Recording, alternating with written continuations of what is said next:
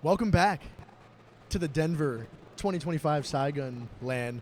We have our upper bracket final talent, like a G6 versus Witness Gaming EU, as Witness Gaming EU kind of dominated the Australians pretty convincingly. It was a close first map, but Witness Gaming EU did ended up running away with it for a certain amount of time. But this is a great opportunity for one of these two amazingly talented teams to get their hands on this first place trophy that the Fireside cast and team set up for them so graciously. So it's going to be an amazing match. If you're watching from Twitch chat, we're going to be getting started here shortly. We got players switching over to the main stage. Kobe walking up, Soapy setting up. So we should be starting hopefully within the next 15 minutes. Witness Gaming EU is all set up, ready to go. So hopefully we shouldn't have any delays like last time with the first match with those tech issues. We shouldn't have anything up here now. But before we kick it over to the desk, again, we have Witness Gaming EU going up against like a G6, currently North America's most dominant team, as Froyo Tech currently in the lower bracket with the Australians, where I believe the Australians are going to be playing not only for 4th place, but for 5th place, as Froyo Tech and Australia both in the lower bracket, especially Froyo, a little earlier than expected. So a couple landmines in the lower bracket. But other than that, I'm going to kick it over here to the desk shortly. We've been having an amazing LAN so far. This is going to be one of the most probably anticipated matchups, as Froyo is, again, in that loser bracket, where G6 defending the North American nation to prove that we might have the better play style here. But Witness Gaming EU going to put a stop to that very shortly. Tomas is a beast. Same thing with Lucas, but we'll see how Caps and company are going to be able to stop it. So we're going to give it over to the desk, see what they think about this match coming up here shortly.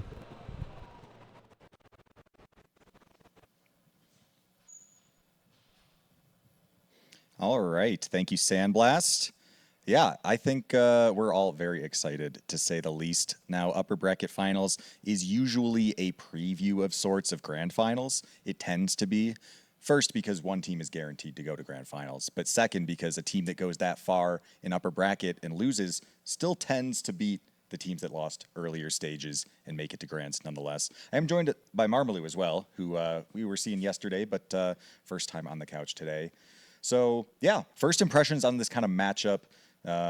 What do you think of what are looking like the top two teams at the moment in this tournament? I think right now it is these two teams. I think 100% Australia could come back, but like Sandy was saying, Australia and Froyo are playing for 5th place, which is just going to be completely no one expected.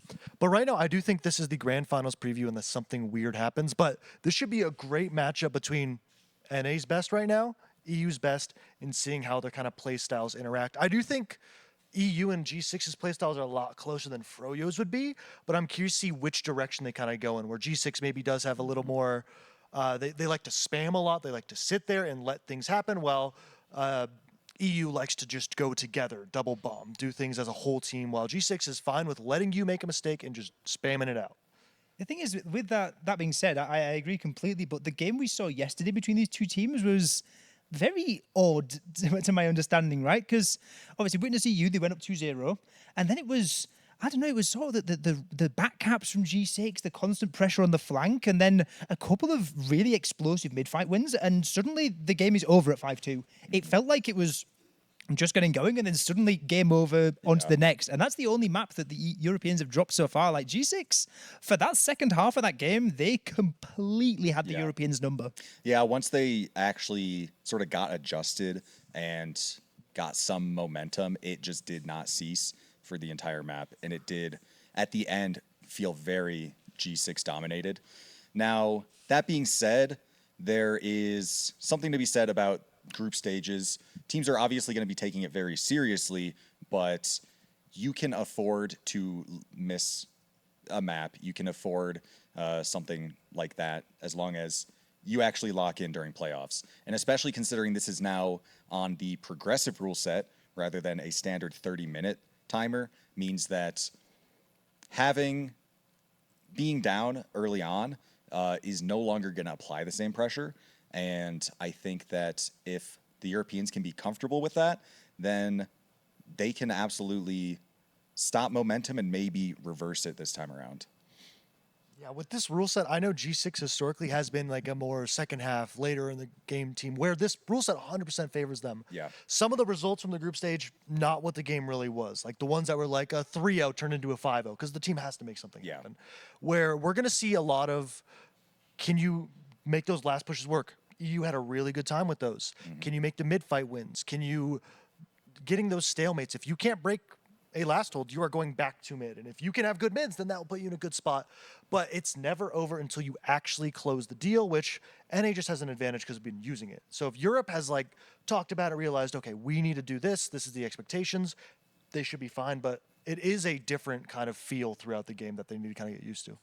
Yeah, I was thinking like you mentioned like the last pushes and stuff, and how like in the previous game that was something I was really impressed with the Europeans. It's something that like obviously whatever rule set you're going to have to eventually learn how to break down these stalemates, and particularly for teams coming out of Europe, we end up in the stalemates quite a lot. So we get a lot of practice with them. And yeah, Witness EU they've looked very good in that last game, but I want to say on the other side of things, I know we didn't catch a ton of it over here on the Fireside stream, but over on Essentials, it was balls against G6, and that went worryingly close if you're a G6 fan, shall I say. They got through it, they snuck through, but maybe they were looking for something a bit more convincing, because that could have gone either way, and on the balance of momentum, maybe it's not with G6 at the moment. Yeah, I was going to bring that up because that definitely calls into question G6's dominance, because yes, you beat Witness EU, which looks like one of, if not the strongest team here, but you're having close matches with the Balls team,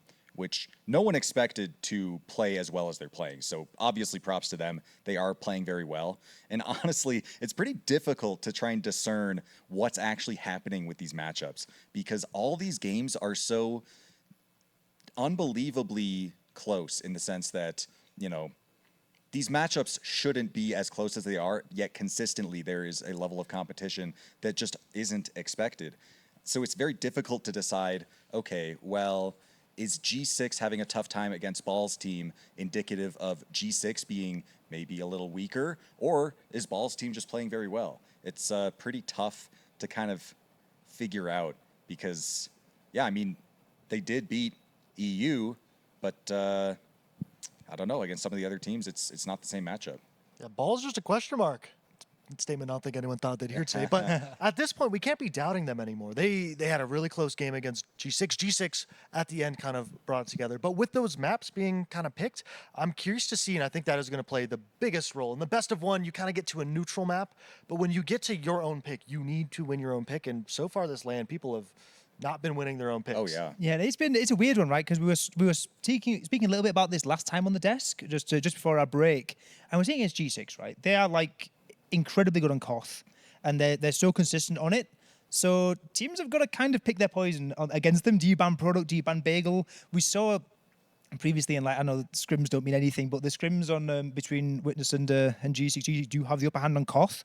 So it'll be interesting to see which one the Europeans feel like they're more comfortable playing, assuming that G6 want to pick into one of them. I'm presuming they would, but it's never a certainty. But yeah, these pick bans, like, I don't know, sometimes it wins and loses the game, but as you're saying, sometimes, I don't know, they just go out the window. Like, how many times this LAN has someone won their own pick? So it's like less than 50%. Mm-hmm. I think with all the unknowns, like, you just don't know. Like, you may like this map. Like, for example, like, Froyo lost on Snakewater, like Witness won, and then Australia picked Snakewater in them and then get smashed. Yep. It's like they just don't have the experience with that. And I, 100%, if you're playing G6, Bagel should not go through. I'd be a lot more fine with Viaduct. They've gotten better at Viaduct throughout the years. The old Froyo teams used to be really, really, really good at Viaducts, where now they've kind of gotten used to it. And I don't think we'll see them pick it, but I think they're fine with leaving it on the board, being like, you pick it, we're fine with it. They've won both their matches they played on against Ball's LAN team. And I'm curious to see what 5 CPs we'll see. Will we see something like a Snakewater, like a Process? I know G6 and I think also EU, they both like Process. And that is kind of one of those standard maps where we can see, do they want to mix it up? Do we want to see a Metalworks? Do we want to see a goalie? Being like the team that's less favored or left confident, maybe you go for a riskier map, or you just go for those cookie cutter, we're better than you, let's just play a straightforward game. Yeah, and honestly, while I agree with certain picks, like, you know, avoid G6 on Bagel, from my own experiences having played the game, there's kind of a meta game decision to be made there of, okay, are we picking the map that we feel the most comfortable on, or the map that we feel we are proportionately stronger than the other team at, which are two different things. And a lot of the time, at least my own experience, I think going with the comfort pick tends to be the way to go because it's very easy to be like, okay, these guys are really bad at this map. They like don't scrim it or whatever. We're not super great at it, but we're probably better than they are. And then you play it and it goes bad, and you're like, why did we play that map? We don't even like it. So we'll have to see that. I did want to touch on something you mentioned though, like stepping back. It is actually insane to me that the level of competition at this tournament is so high that a team with Jay, Slemnish Scouts, Artist on Demo, High Five Dingo Soldiers, and Zillion Medic isn't even in the conversation as like a grand final potential. They have fourth. They made fourth place guaranteed. If they were to lose every game, if they left the venue, they would have a minimum fourth place. We have been put in a situation where Australia and Froyo, I think sometimes people would have thought they'd be in the grand finals, one of the two. One of them's going out of fifth, which I don't think we've really ever seen a team like burn out that early, especially at a TF2 event. Yeah. It doesn't happen. It's weird though, right? Because you say we don't see teams burn out at a TF2 event. We also don't normally have the best European team, the best Australian team, and God knows how many of the best American teams. 3 NA teams that are actually like they can be comparable. Usually Yeah, when you go to exactly, like an right? I series, like, there's one European, like there's one team from that nation that's yeah, at that exactly, level. exactly, Yeah. right? It's a long time ago since there's been like many. I-55 or Yeah, I-58 back and in the day. I-55, right? Yeah, it's a long time ago. But like this LAN, like you don't get these every day. You don't get these ones where there's so much parity at the top, everyone at the top of their game. Yeah. Like this for every player at this LAN, this is probably the biggest LAN you can get, right? Apart from there's a couple of names there like Banny and such. But for the majority of people here, like this is the biggest stage and like this is as stacked as it gets. Yeah, for me personally, it's something that I have been thinking about a little bit recently. It's actually something you mentioned on day one, Marmalou, of talking about this being like one of the biggest like LANs that's going to happen. And I'm like, oh, I never really thought about that. Because when I was coming up in this game, I was paying a lot of attention and tuning into those really big events. I know like Rewind and Rewind 2 really stuck out to me as like really exciting events, and I loved watching them. So in my brain, that was always like, yeah, that's TF2.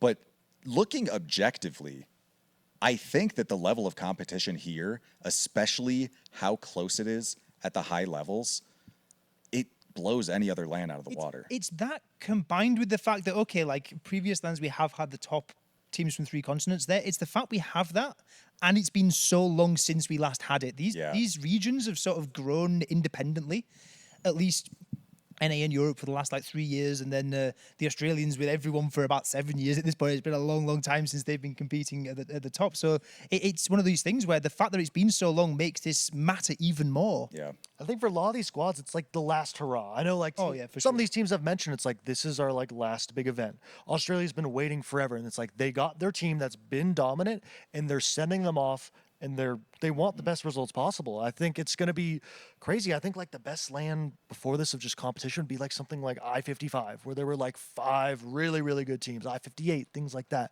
But Australia, Europe, and America all being around the same level at the same time you don't see that. Yeah, it is something special for sure, especially the fact that it was able to get organized to begin with, because obviously it's exceptionally difficult to be able to cross oceans to compete in a TF2 tournament. So it's definitely cool to see that happening. Something else as well that I'm really looking forward to, because now, obviously there was exciting TF2 happening earlier. Even early in the morning on day one, I hear in my ear, wait, what do you mean Froyotech just lost to Witness Gaming AU? How is that happening? Because at the time, Froyo hadn't lost, right? Froyo isn't a team that loses. So losing to They're the Witness... champions of the last season. Yeah. Like, So how's that happening? And then suddenly another upset happens, and there's close games. It looked like the Euros were just going to completely dominate based on the pre-tournament scrims, but it's competitive matches. So now things are really ramping up. At this point as well, now that the open bracket is starting to knock some teams out, we're going to have a crowd. There's going to be a lot more energy, and yeah, I'm really looking forward to some of these games. The one thing with this is we're talking about the energy, like, and we're saying about like a lot of these teams, it's the last hurrah. Like, this just amps up the pressure. For many teams, it's last chance saloon. For some teams, it's the one chance they'll ever get. For teams like Witness EU, and this is a project 3 years in the making for them. They have been grinding for 3 straight years just for the opportunity to play against the Americans again after that loss at I-69. They've wanted the revenge, and it's taken this long. And I don't know, if you've put 3 years worth of combined work into something like this, the pressure on them must be immense.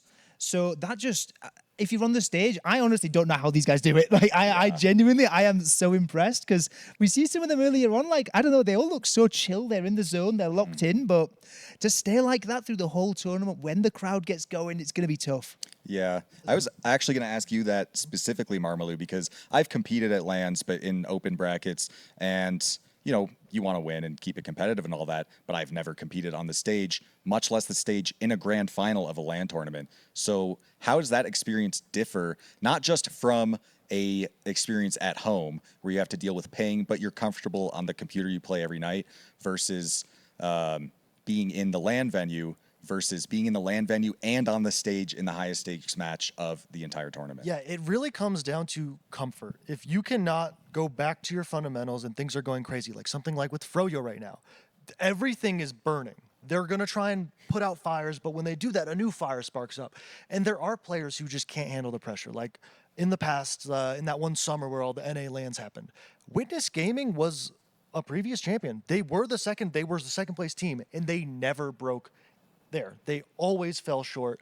And on that team was Brand Slam and Laz, and infamously Brand Slam and Laz, or at least Brand Slam specifically, was known as like a LAN choker. He couldn't bring it to the finish line. And I think the main thing with that is just having the experience, being there in that situation where okay, reset. You don't have the time to yell at each other. You don't have time to do these little petty things. It's like you need to know what you're doing. You need to be confident in your game. If you're not, you're going to play differently, and it's all going to fall apart, especially when you are in loser's bracket. This is your life. Australians been waiting for 7 years to get this all together, and you don't want to fall short because this opportunity is probably not going to happen again. Yeah, and I think experience is definitely a good point there because I remember from the first matches I played of sixes, right? You pug and do all this. Oh, but now you're on a team. This is the match. Like, this is the first match you've played. You're a little shaky on the rollout, a little nervous. And I had that same feeling for my first LAN match where, oh man, it's really happening. It's a little nerve-wracking. And that's something that I'm sure happens as well in a much higher stakes setting at LAN as well. So having that LAN experience and having the experience of the pressure will, make that a lot easier, which fortunately all these teams from these different regions have plenty of LAN experience at those high levels, not with the same stacked competition at this tournament because the stacked competition at this kind of tournament doesn't happen all that often, but they hopefully have enough experience under the pressure that doesn't factor too much into the outcome. There's a different also sort of pressure at work, I think, because at least in the two Witness rosters, the Witness Europeans, the Witness Australians, for the past, I'm not going to put a number on it, but for the past while, if they've gone to LANs or if they've gone into cups or whatever, they're coming in as the favourite. They're comfortable. They know that if they just play their game, they can win, and there's a relative comfort to that. Of course, it comes with sometimes its own pressures, and there's sort of you don't want to show yourselves up, right? But at an event like this, it's completely different. They have to adapt every game. They have to be constantly anti-stratting, constantly like on the lookout, and it must feel completely different for them from what they're used to from the past few years because both these teams have been so dominant in their regions. They're the favorites, and it's like to be in a different region. Imagine you play a whole season. You know your opponents. You don't know Australia. Like NA has no clue. Europe doesn't know America that well. Where it's those group stage games. Those are like the raw, no big counter-stratting, no watching the demos.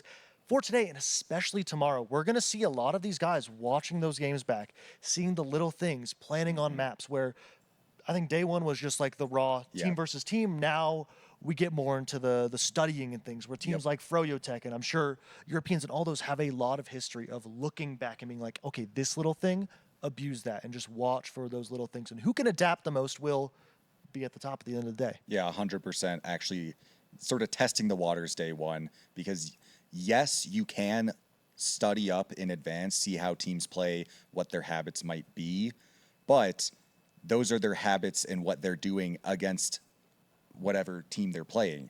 You really only know how you play against them after having played against them and seeing how they react to maybe your habits or what you like to do and things like that.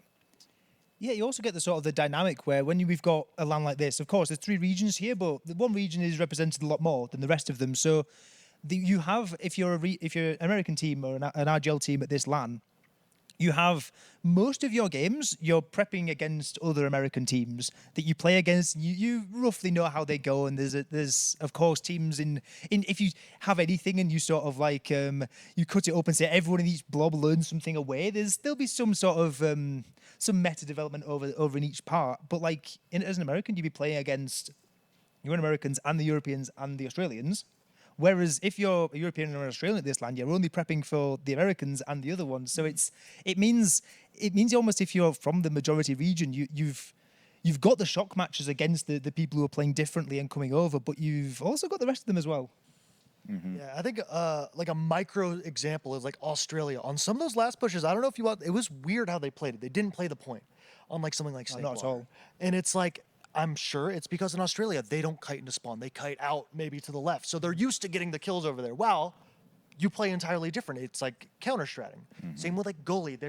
They are a team that love to play water with Lucas and a soldier potentially, where it's like, you need to be ready for that. If you play your normal one, it's not going to work. Where how teams play, your set, things you've been doing for like a decade, doesn't work because teams don't react how you're used to. I think changing gears here, I want your two opinions on if you had to pick a match that has happened so far that has been a personal favorite, what would it be? Because I know I already mentioned this earlier today, but after and it was actually all three of us were here on the couch after Balls barely missed out on beating Froyotech on product, and that was Balls' map pick. Oh, yeah. All of us, when the cameras went off, we just sunk and we're like, all right, time to get it over with. Because we had seen this, especially us in North America, I've seen this a million times. You play a close game against Froyo and lose, that was your shot, right? And it's just going to be gone after that. But then, sometime later, I look and I'm like, wait, how is Balls leading Froyotech on Froyotech's map pick all of a sudden?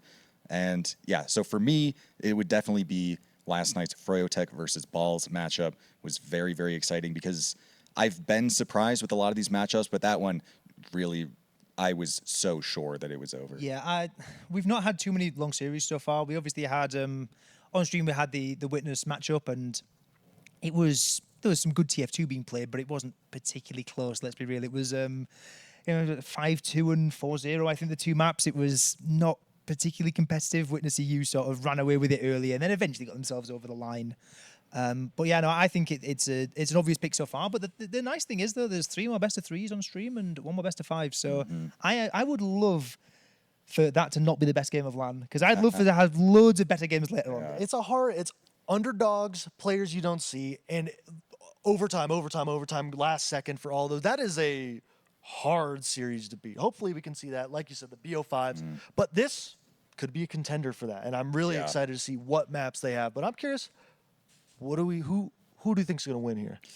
Between Froyo and the Australians, I think, man. So I was talking to some people who were playing against Froyo earlier in the bracket, and while yes, Froyo did beat them, which they would 100 games out of 100, apparently they still feel a little weak. Now, for me, the big question was always how much of an adjustment does Froyo make? Because they are a team that are known for really strong adjustments, such as that season where they get knocked into lower brackets earlier in RGL, only to come back and sweep grand finals.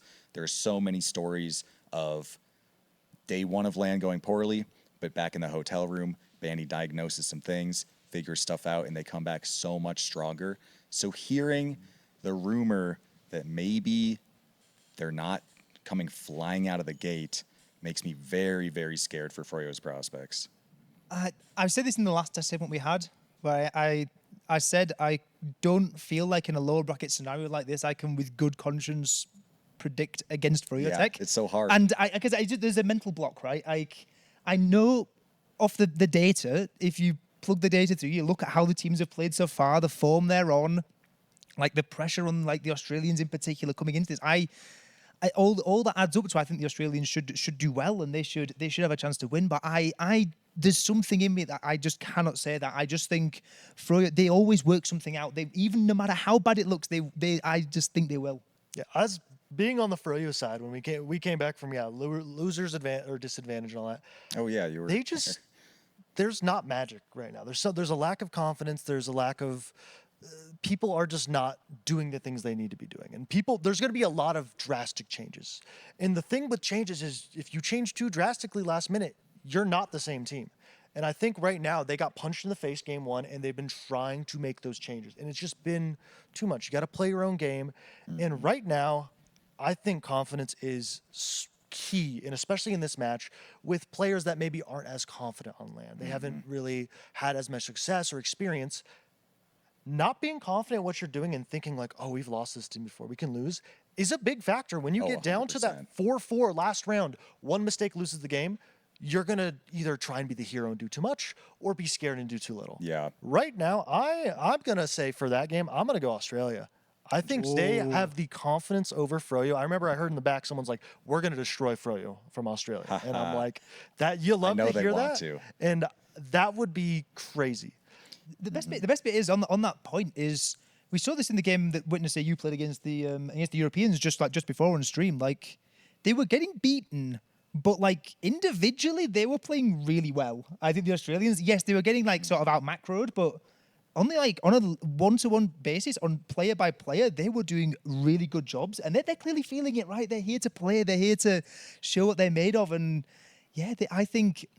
Like on that level, I can understand why they're confident and why they're feeling, because they're watching their own game and they're like, yo, we are like, okay, we lost to the Europeans, but like they're really at their A game.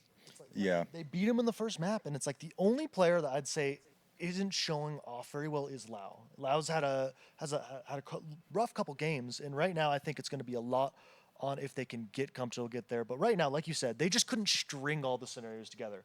EU won one fight, stringed it in 3 points in a round. And it's like AU, win a fight, med drop, completely all gone. And it's going to be a lot on that. But for G6 EU, what are we thinking? Oh, that's what we're covering. That is Totally what we're forgot. covering. That is probably a more fun match as well.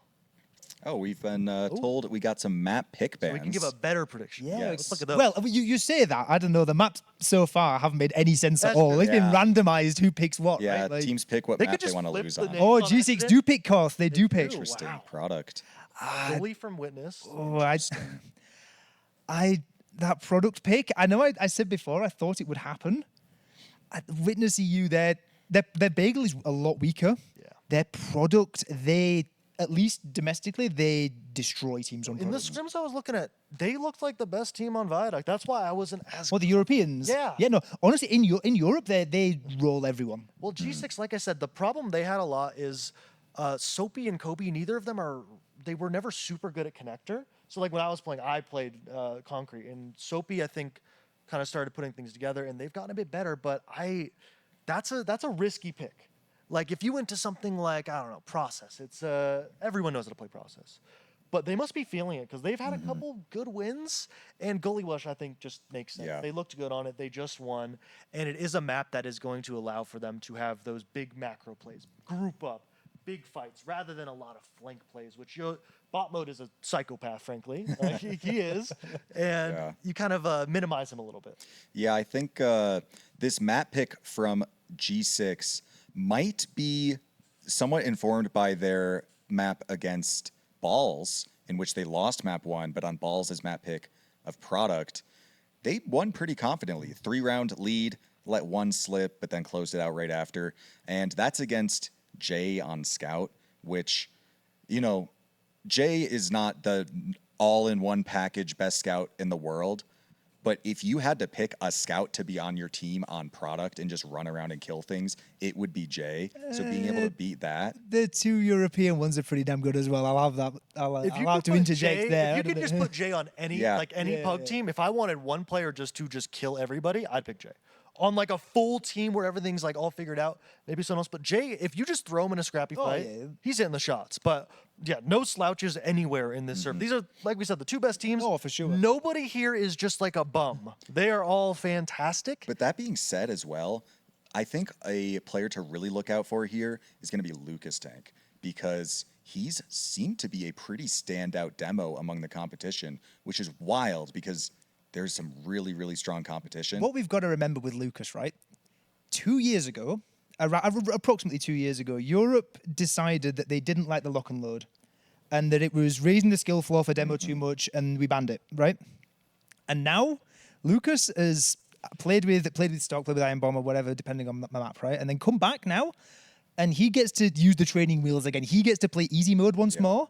And I don't know, when you've been playing hard mode for so long, you go back to easy mode, and I don't know, everything's just free. He just hits everything with this lock and load. Like, we need to take that weapon off him. It's so broken.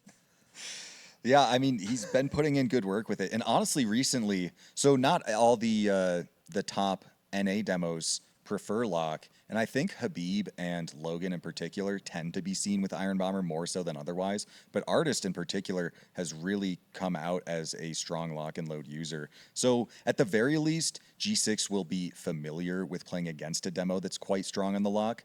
But yeah, I don't know. Lucas has absolutely. It just been, suits his doing style well. perfectly. Like, he is, at least in comparison, like the rest of the European demos, he is very aggressive, in your face, taking loads of like really aggressive bombs and Ubers, and really like, I don't know. Some say over aggressive. He does get caught sometimes, but he is very happy to be around 3 people and just go for the clip, and he hits them quite a lot. You know. If you took the name Lucas out of that, I would have thought you were also talking about Habib. They, Yeah, like, that's the thing. are Yeah, exactly. so Right, similar. they are right. And On that note, Logan has been kind of, I wouldn't say like a counter for Habib, but he's the opposite.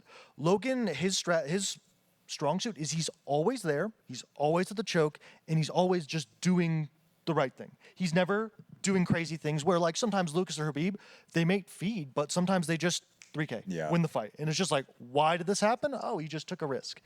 Logan is kind of the opposite. Their goal is probably gonna be keep Lucas in check, then we can win. That's been the whole thing with Froyo. If you can keep Habib down, you have a chance. But if Lucas is just blowing everybody up, you have literally no chance in this game. Yeah. You just don't. On the topic of bot mode and bot mode being crazy, for some reason when I think of G6 product, I think of, and this could just be because there's one Twitch clip I like that is stuck in my brain, but I think of bot mode Spy pistoling down a medic. And He did that like 2 or 3 times on that LAN. That was yeah, and that we was have something. seen Spy plays come out on product, specifically from Froyotech against yeah, Balls. Barney, yeah. And He's it like has the only one who ran Spy this LAN, basically, it feels Yeah, like. and it has worked. So we'll have to see if off classes come out from that front. And as well, I mean, it is worth mentioning. Product, of course, is the only map where a full-time sniper is truly viable without them cheating, right? Yeah. Hey, some of them look like they are. Yeah, true. But we haven't seen a ton of sniper here. So why do you two think that maybe sniper is less seen of a pick here and maybe hasn't proven to be so dominant? Well, actually, I might be speaking too soon because from what I heard, bot mode was kind of disassembling. The thing all the is, same. with Sniper, and I think the lower, and I'm not trying to be like shaming lower level player, but the lower the level, the better the sniper is. Because to be a sniper, you need a team to be doing everything right. The soldiers need to be playing right. The medic can't be in the sideline. So the worse the players are in general, the sniper is more powerful. As we get to the upper level, and as like the teams like Froyotech, who were really, really dominant on Koth for like a decade before everyone kind of caught up, they almost never ran the sniper. Because at perfect level, the sniper only gets value if they hit every shot. Where bot mode, and I can't speak for Europe exactly, but bot mode himself, he does something really good where he just switches on it and off it constantly. Because you get used to it, and then randomly a shot. Yep. Staying on it, like in the Balls game when Jay was playing sniper, they roll out sniper every mid. By the second mid, it was not good. They just instantly committed. Where if you keep them on your toes, the counter to sniper is bombing. Oh, if you have 2 scouts and no sniper, you die. Where unless the sniper's on fire, it can be a little. That's the thing with sniper plays, right? Is all of the counterplay to sniper. There's on the chain of like on the flow chart. Yeah, there's a the point where asterisk. there's a point somewhere on the flow chart where the sniper misses. No, there's they have a yeah. sniper. It's they hit, they miss, and then you Yeah. can move on. If they hit, you lose. If they miss, you Yeah. can do it. Yeah, you can go to the next step. Yeah. Exactly, right? And that's the thing. But yeah, it's also the thing of, like you're saying, the fact that you've got to hit your shots. It ups the ante to some degree of obviously you're sacrificing one of your combat classes. If there's a massive team fight on the point, some scrappy thing, yeah, you're a player down basically. But like your reward is you just win, right? If your sniper's hitting everything, it's pretty hard for things to start going wrong on a map like Product with the amazing sightlines you have everywhere. But I don't know. It'd be interesting to see if G6 pull it out. Witness, they've toyed with it online. They had it at Poland. They've flipped on and off it a couple of times through the tournament, but it's not like a staple. It's not like I'm gonna come in and say, like, there's some teams, like in like various teams through the years where, like, they're gonna 100% have a sniper going there all the time. Like there's not even like a consistent player on Witness that's going sniper. Sometimes it's Hugo, sometimes it's Ixie. And they just, whenever they feel it's right, whenever they feel the moment is there, they'll go for it, but they're not gonna try and force it to happen. Yeah. I'm like thinking of like back in the day, Nerd Rage. Like that was like the team who just ran sniper all the time. Yeah. But I do think it's a lot more powerful when you are constantly just putting Yes. them in a bad position. But like you're saying, the whole goal of sniper is if they cross that point, you probably lose. You're trying to stop them from even getting there. And I'm really curious to see how they handle forward holds, how they handle even Uber. Are they going to push the flank more often? Are they going to play a lot more passive, grouped up? And this is probably going to be the best showing of Viaduct we're going to have from both teams Yeah. in a single match. Yeah, I agree. Sniper's very much a positioning dependent class because, yes, you can just run it all the time because there's still sight lines and whatnot, but it's a class that's going to be much stronger preventing the other team from capping the point than it will be actually getting aggressive and capping the point, because a lot of the time on product you are looking for a kill or you're looking for damage or space or some means to get bodies on the point without having them die, and sniper just way back where ringing off shots makes a lot of those plans a lot harder to execute. And at the end of the day, it's Koth. The entire point is time. If you take too much time and the sniper needs to get a shot. On defense, you have a sniper, you're burning time. They have to get ready if they set it. But if they have the point and you have a sniper, they can just sit there. When you get too close, they Uber into you. And it's just every time. So offensive sniper, 100%, not as good. But what are we thinking on this map? Let's go down for some predictions Man. on this one. I always guess 4-2 for Koths because it felt like for a while 4-2 was just the score that happened. I think this is going to be a 4-3 banger of a game. I'll call it for G6 just because they came off hot, a nice product game against Balls, which apparently bot mode as well was doing quite well on Sniper, which is a high impact class as we mentioned. So knowing that bot mode is hot and able to hit those shots is definitely an edge. So yeah, I'm going to say G6 going to take it 4-3. I am gonna let some bias creep in. I know I kind of have to. I think it's No with one's good judging you. reason. Yeah. I think it's with good reason. I think Witness you take it. I think I'm not too keen on picking a score because with these there's rounds can flip. I think they'll take it. I think the fact that obviously coming against G6, we mentioned before, they're allowing product to come through. They're allowing it through for a reason. And in the past, at least domestically, they are incredible on product. I don't think I've seen them play on LAN so far, like at this LAN, but they are just incredibly consistent. Like they have all the pieces. They have the two best scouts in Europe, to mop up literally everything. They've got Lucas, who now has the Iron Bomber, not the Iron Bomber, the lock and load. He's not on the Iron Bomber anymore, and demos can reign supreme on a map on any cost map. But product, I think the raw level of some of these Witness plays is I think it's gonna be too much to handle. Yeah, I think a lot of it is going to be on the Soapy and bot mode if they can make things happen on the flank. Because Kobe just isn't, it's just not a map that suits him. Kobe is a very static player, not wanting to do things. But right now, I'm going to let my bias run through. I'm going to say G6, and I'm going to say if they are going to win, it is their map pick. And if we look at the pick bans, it's been let through. They're fine with it. Yeah. Well, And you have to ban Bagel. You have to ban that's Bagel. the thing, thing. yeah. And that's I think it's that's less so they're powerful. letting it through Yeah. so much as they have Yeah. to.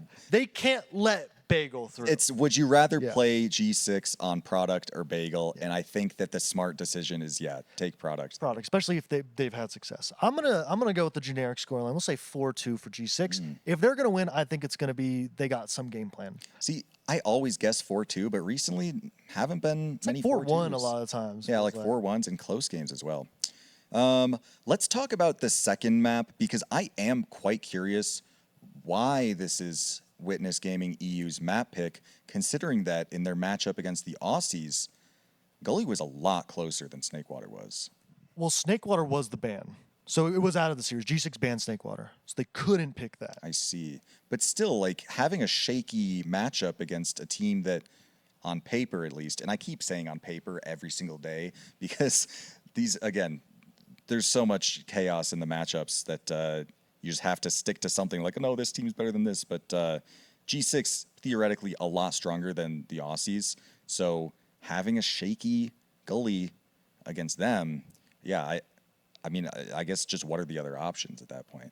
It was shaky at parts, but at the end of the day, it finished 5-2, right? Like they did close it. There was a couple of weird wobbly moments, but a lot of that I think was just the Aussies were like individually they were feeling it, and there was a lot of big plays they were coming through with. And against like Witness, they fell back. They had to hold their own last a few times, but I just think they're confident enough on it. And like you say, it's a map where the macro gameplay is so important. I think that's really their strong suit. Is what they've looked so good at, obviously for all the years they've been going, but especially this LAN, I think it's where they've really had the advantage over a lot of teams. And I think Gully Wash is a great map to go for if that's how you want to beat a team. Yeah, I think to that note, it's the things that look good. Mids, breaking the last hold. That was a big That's thing. another one as well. That yeah. if you and that's the thing about Gullies, that's really the only map where you have something that consistently powerful. If you can get like the pressure cooker together, they were looking really good. Australia didn't really have an answer.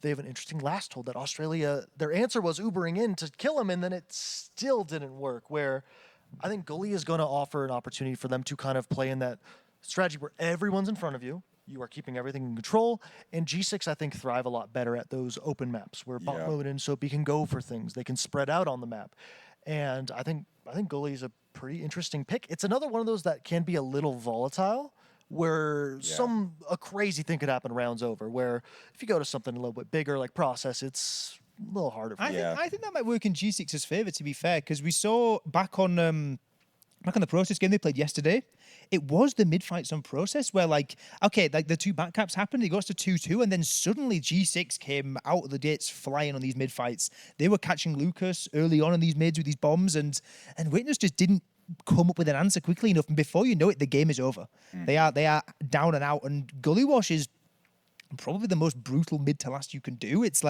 very, very fast. These mid fights often end up being do or die. Like getting out with a medic, you have to leave very, very, very early. So I think that might slightly play into G6's favor. Yeah, I think I'd be willing to accept that Witness might upset G6 on their map pick of products, but I could very easily see, even outside of mids, G6 upsetting The trend of Witness. teams never winning their map pick is this. Well, What yeah, we're going to mid continue picks seeing. picks might aren't just real. continue. Picks aren't You know, real. maybe we've been messing it up the whole time, and it's been Yeah, flipped it's just for flipped. every every match. game. Yeah. And Well, it's 'cause the like thing makes is- sense then. With how Witness EU played against AU on Gully Wash, if they play that, at a similar level, then G6 really only need to be like a bit better at pushing last, and that's at least three And less extra mess-ups, rounds. just like less Yes. big catastrophes. Because- in Lolgai, personal bias, I think Lolgai is the best medic at the LAN. Like Yeah, just I think seeing that's fair. over the years, Lolgai just can do no wrong. Where it's like Lau was having some rough moments there, and if you can keep your meta alive, which easier said than done, you win the game like Yeah. every time. Yeah, and I think we saw the Aussies have so many great opportunities that were just that close, which is heartbreaking for them and like a sigh of relief for the Europeans. Every single last push. Yeah, exactly. But you just have to be that much better, and suddenly the score is like way different, which makes me a little nervous for Gully Wash for the Europeans. Yeah, I think with G6 on Process, G6, and this is the only map they can't do this, is they are really good at just taking high ground and spamming you out, and just you can't do anything.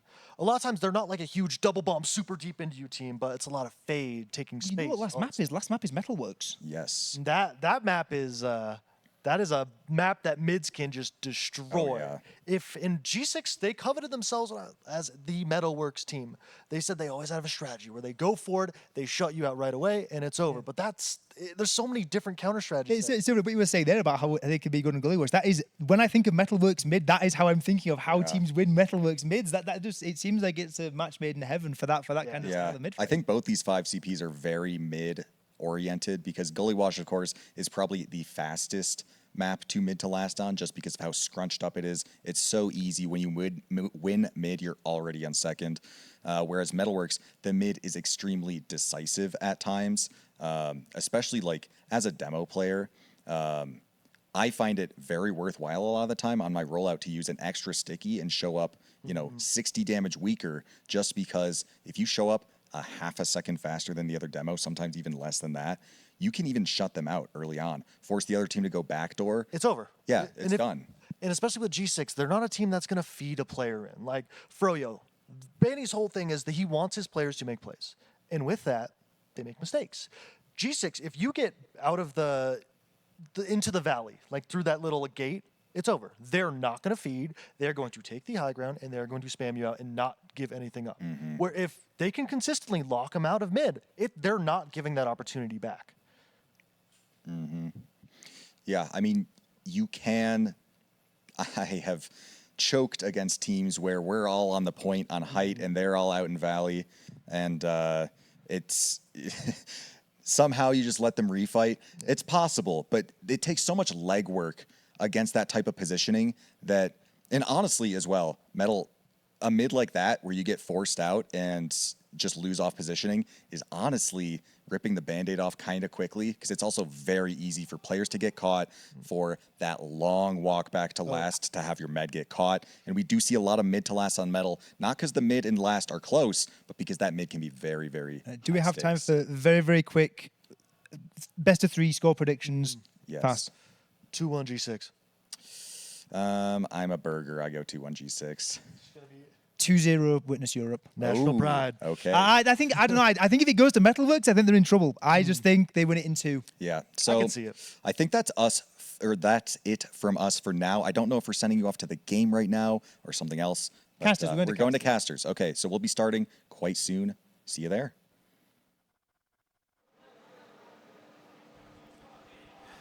Hello everyone, and welcome to the upper bracket final. Like a G6 versus Witness Gaming EU, it should be a barn burner of a best of 3. My name's Cisamano, joined by the amazing Delta Market, and a first map, as those guys so eloquently analyzed, is going to be Product. Yeah, the bench did a great job there for the hour, keeping everyone entertained. Fortunately, we will be going live soon. Yeah, like you said, this is upper bracket. Very important match here. Neither of these teams want to lose. They want to kind of secure their spots. And so now the 2 best teams, EU versus NA. Let's do score predictions. Ooh, score predictions. I think I'm going to have to mirror, I think it was Marmlu's score prediction. I'm thinking it's a 4-2. And they... because like a G6 picked it, I'm going to give them the benefit of the doubt. I'm going to say they're going to win.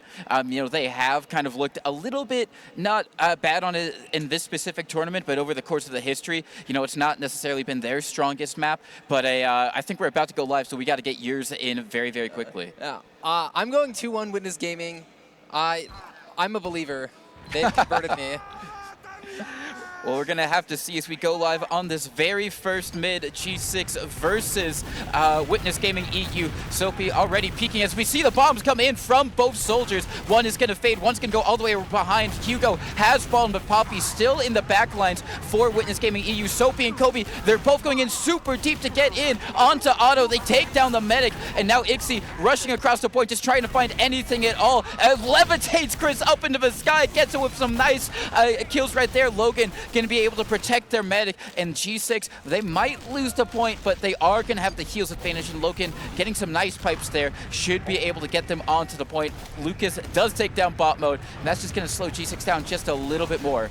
Yeah, that was a great shot there. Soapy tried to stop it, tried to stop the train, but Otto cannot miss these arrows, keeping Lucas alive. So critical for the team. G6 has taken their Uber across point, but I'm not sure what they've really been able to find. It looks like Poppy did eventually crater there, but that Uber really got Logan and Kobe both taken down. So I think Witness Gaming EU is just going to walk in, take this fight. Lucas is here leading the charge, hitting the lock-in loads across the point. So menacing with this weapon. And it looks like he's not able to finish off those frags, but Soapy did go down on the flank, so Witness Gaming EU so convincingly took this mid. Oh, Hugo does find another frag as well on the flank. Yeah, really, really great stuff from Witness Gaming EU being able to retake the point, and now they have Uber, and you can see them getting into forward hold positions. Like a G6 don't want to give them that, so they're trying to get out. Logan over by Cliff with his scout buddy bot mode is going to go down as he's getting rushed by his scout. That's Ixie for both of those kills, and now they've been able to successfully get those Like a G6 stragglers out of there, and they can set up this forward hold. Yeah, they have set up this forward hold. It's so important on this map. One good forward hold can easily take off 2 minutes off the clock. So Witness Gaming EU, this is their chance to just secure this round. Witness Gaming EU breaking it by jumping through Soapy onto concrete, trying to find whatever he can, but he does get cleaned up. However, that means the forward hold is broken. This was successful for G6. We see Lucas doing damage on the cliff side, punishing these G6 players, preventing them from walking up, taking time off the clock. Yeah, it's taking a lot of time off the clock. A minute down already in the favor of Witness Gaming EU. 2 minutes to go, and G6 have got to try and find some type of way to get onto this point. They're eking out a little bit of cap time right now. Hugo in a little bit of a spam exchange with the other soldier, but the Uber comes out from Witness Gaming EU, just rushing forward. Guy is all the way out of there into his main at no risk whatsoever of falling. Kobe is just going to be waiting for an arrow, and that's going to be really great stuff for Like a G6. Now they can come back in, they can push this point with Uber advantage. Yeah, we see this Uber advantage critical for G6. This is their chance to take... Oh, he drops! Hugo! He gets on the low guy. That's going to be a drop. Yeah, and Kobe also hitting an air shot onto Papi there. So, bit of a consolation prize, but Guy not having Uber is kind of disastrous here. G6 as well has not been able to take back the point. Otto does not have Uber yet, but G6, it looks like they just want to back up. They're in shock at losing Guy. They cannot take the point. They cannot take the point. Poor Kobe, he tried to trump Pride and then just got blasted back by Stickies and hit with a scattergun shot. Soapy Meister as well is also going to go down. Bot mode just getting 2v1'd over on the flank also falls, and G6 have to back up this first round. Not working out well for them. They have not gotten onto the point once.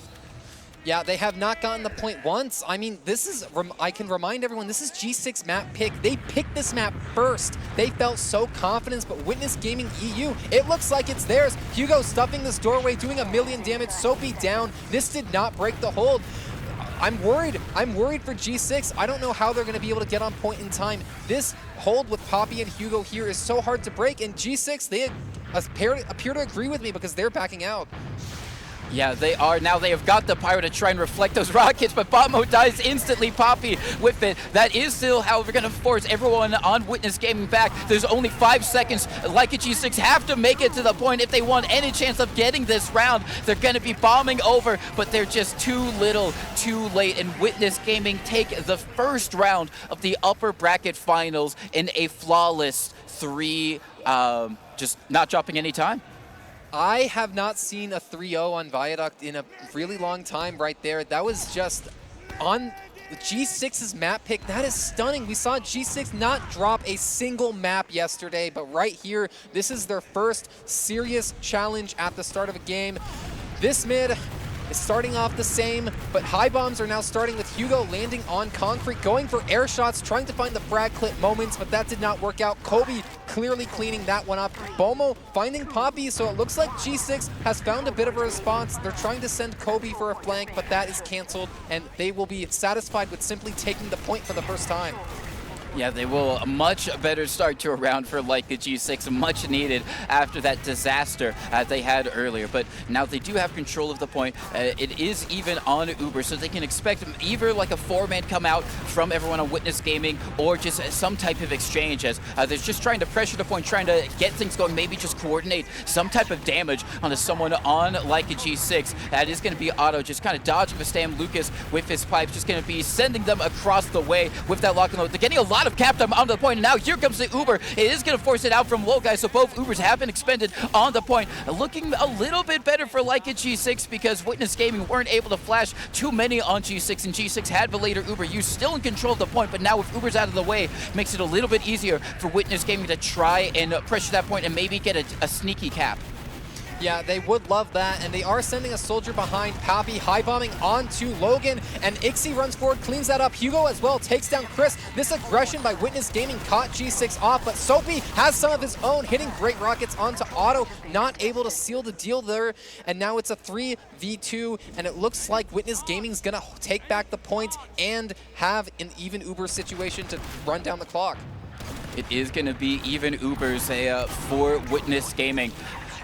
Like you said, in control of the point, but you already see Leica G6 trying to get as much cap time as possible right here. And the Soldiers just trying to go for some fade bombs right here. Soapy Meister trying to push the advantage over in Connector with the help of Kobe as well, just trying to bully their way forward. Now Soapy going in for a bomb, trying to get in behind. Very weak, is going to fall. Logan also falling as well. Oh my god. Kobe just gets rocketed over into the scouts, and that is not going to be a very successful a three-man sack for Leica G6. They're just going to have to back up, and they're going to be able to get out of the cliff so they don't have to worry about a forward hold.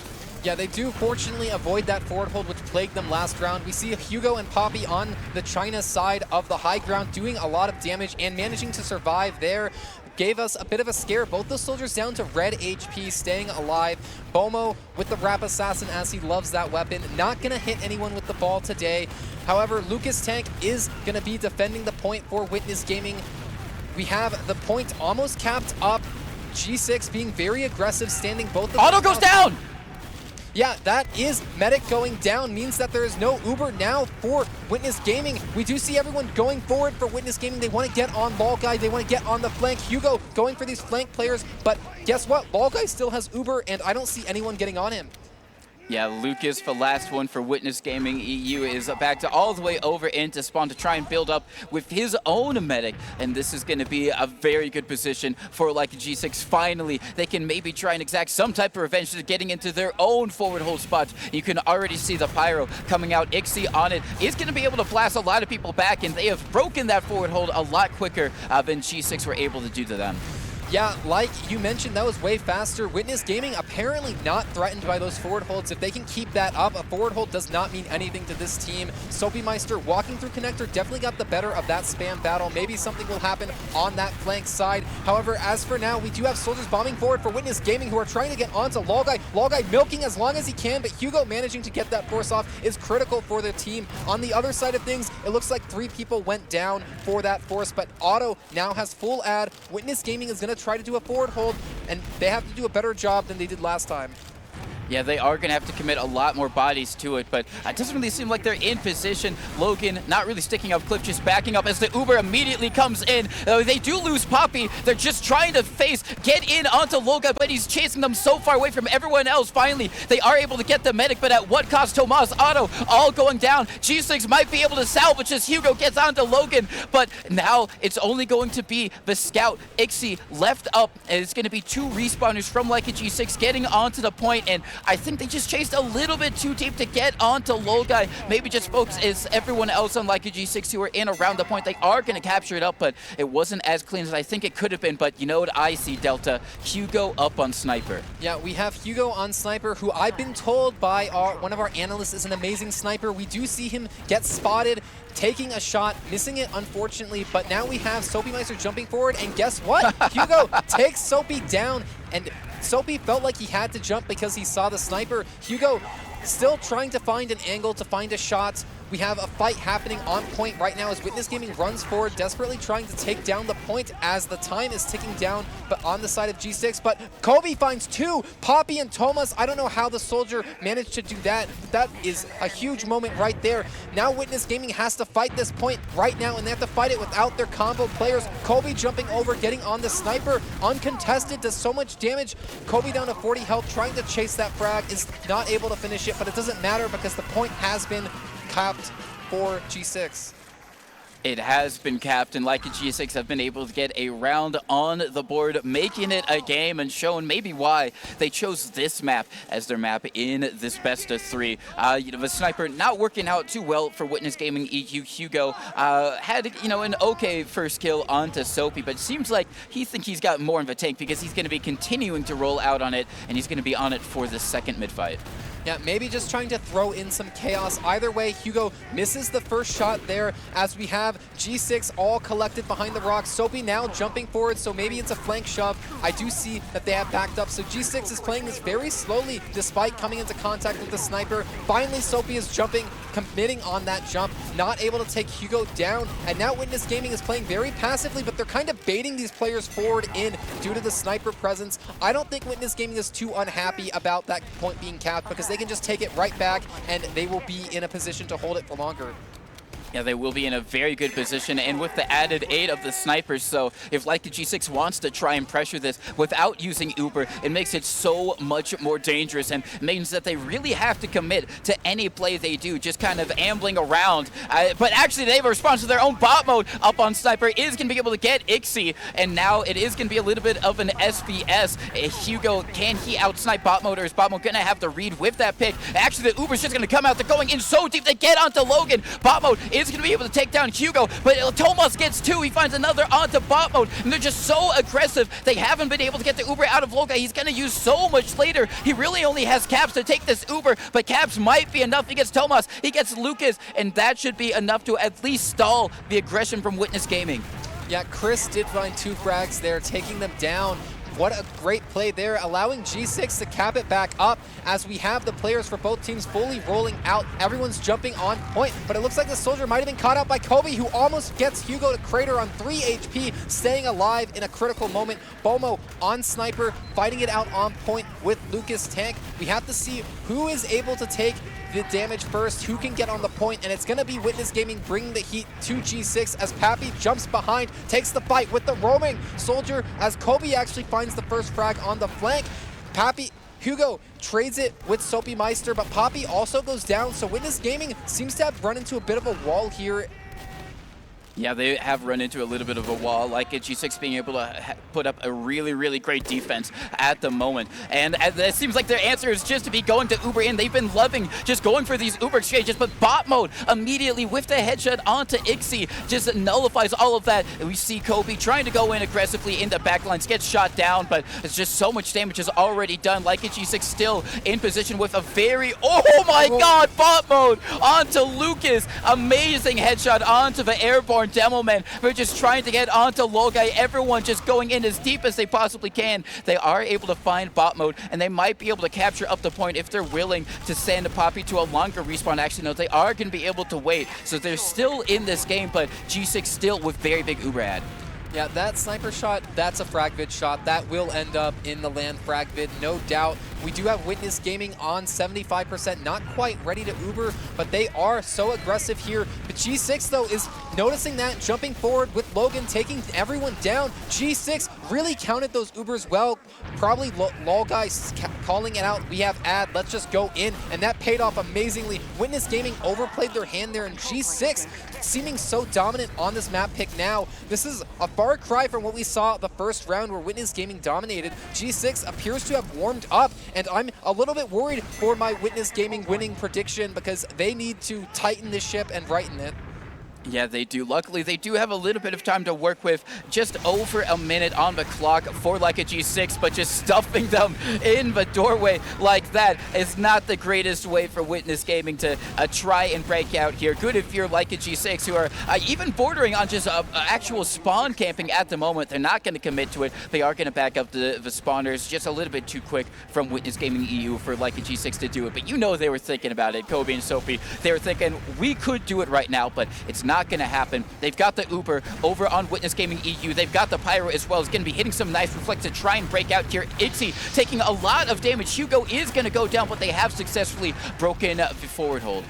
Yeah, they did break the forward hold, but at what cost? There's 30 seconds on the clock and you're down both soldiers. It feels like they're just forcing it to go into overtime, but they did at least break the forward hold, like you said. Bomo still on Sniper, very dangerous for Witness Gaming. I'm not sure if they've noticed the Sniper yet.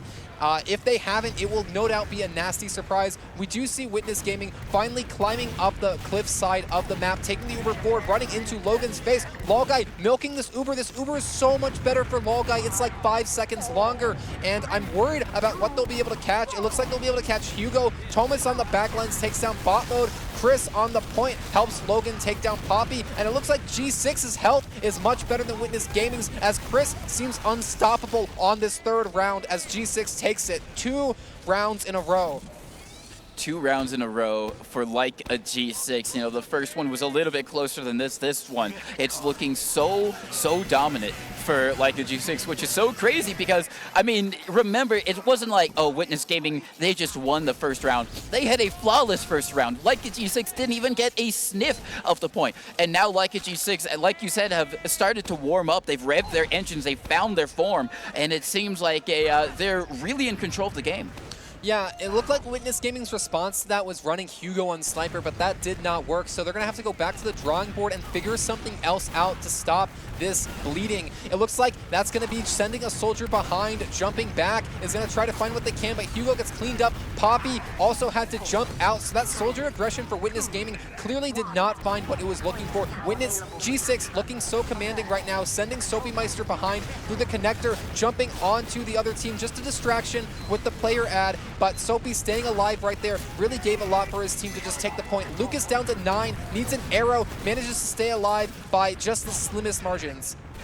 Yeah, just barely being able to stay alive, and that is so fortunate for Witness Gaming EU, because if he goes down there, you know that like a G6 would have just pounced on them instantly. So now they have to try and pressure the point. A lot of spam headed their way. They might just try and insta-go with this Uber, but their kind of insta-Ubers or their Uber exchanges haven't been working out too well for them, all things considered. They haven't been able to get that much success with them. A few times they've been able to get onto Logan, but we're going to see if they can have a little bit better. They get onto Logan, so that is going to be pretty good. No demo for like a G6 in the post. They are going to have a little bit better of an Uber because it is going to be a bit later. You can see Kobe just going in, just trying to jump around, draw as many eyes as possible. And Soapy bombing around as well, just trying to see if they can collapse on anyone. They find one onto Poppy. The scouts just raining around, getting in onto Lucas. Might be able to get a kill, but no. A crucial arrow from the medic is going to be able to keep their demo alive. And with that kill onto Chris, they should be able to capture up the point.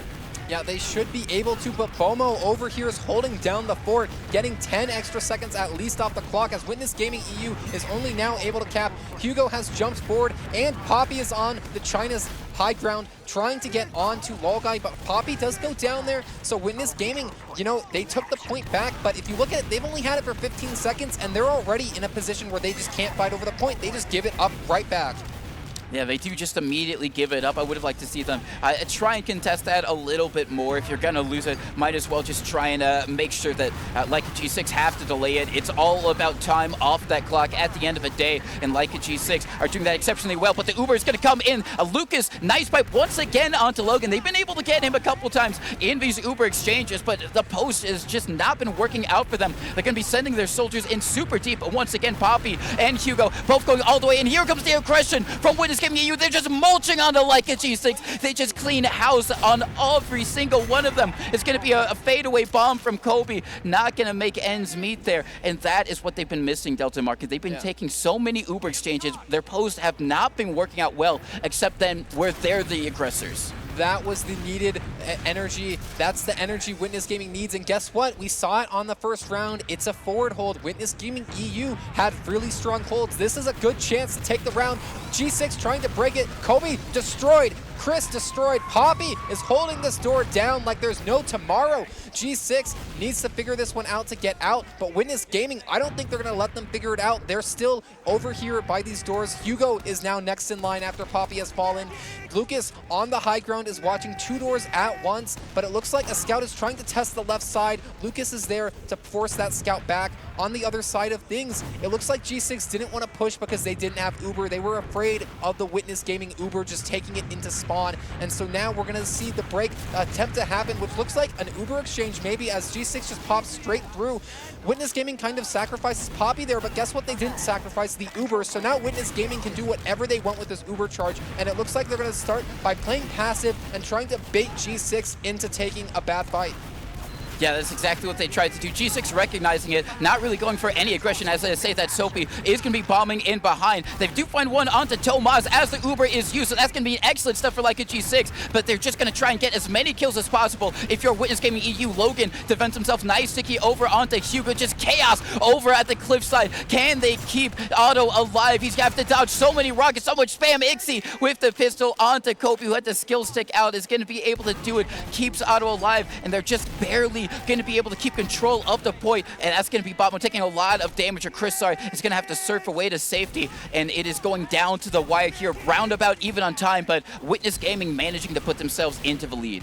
Yeah, they took so much time off with that forward hold and Uber advantage, and now it's going to be G6 having to take back the point. However, G6 has the tools they need. G6 has full Uber ad as they take it forward with the Uber, trying to chase down whatever they can. Chris takes down Lucas Tank, and it looks like there are some players who went behind for Witness Gaming EU. The G6 side is aware of these players, though, so Hugo is going to have to make the magic happen, but it's hard when the other team simply knows you're there.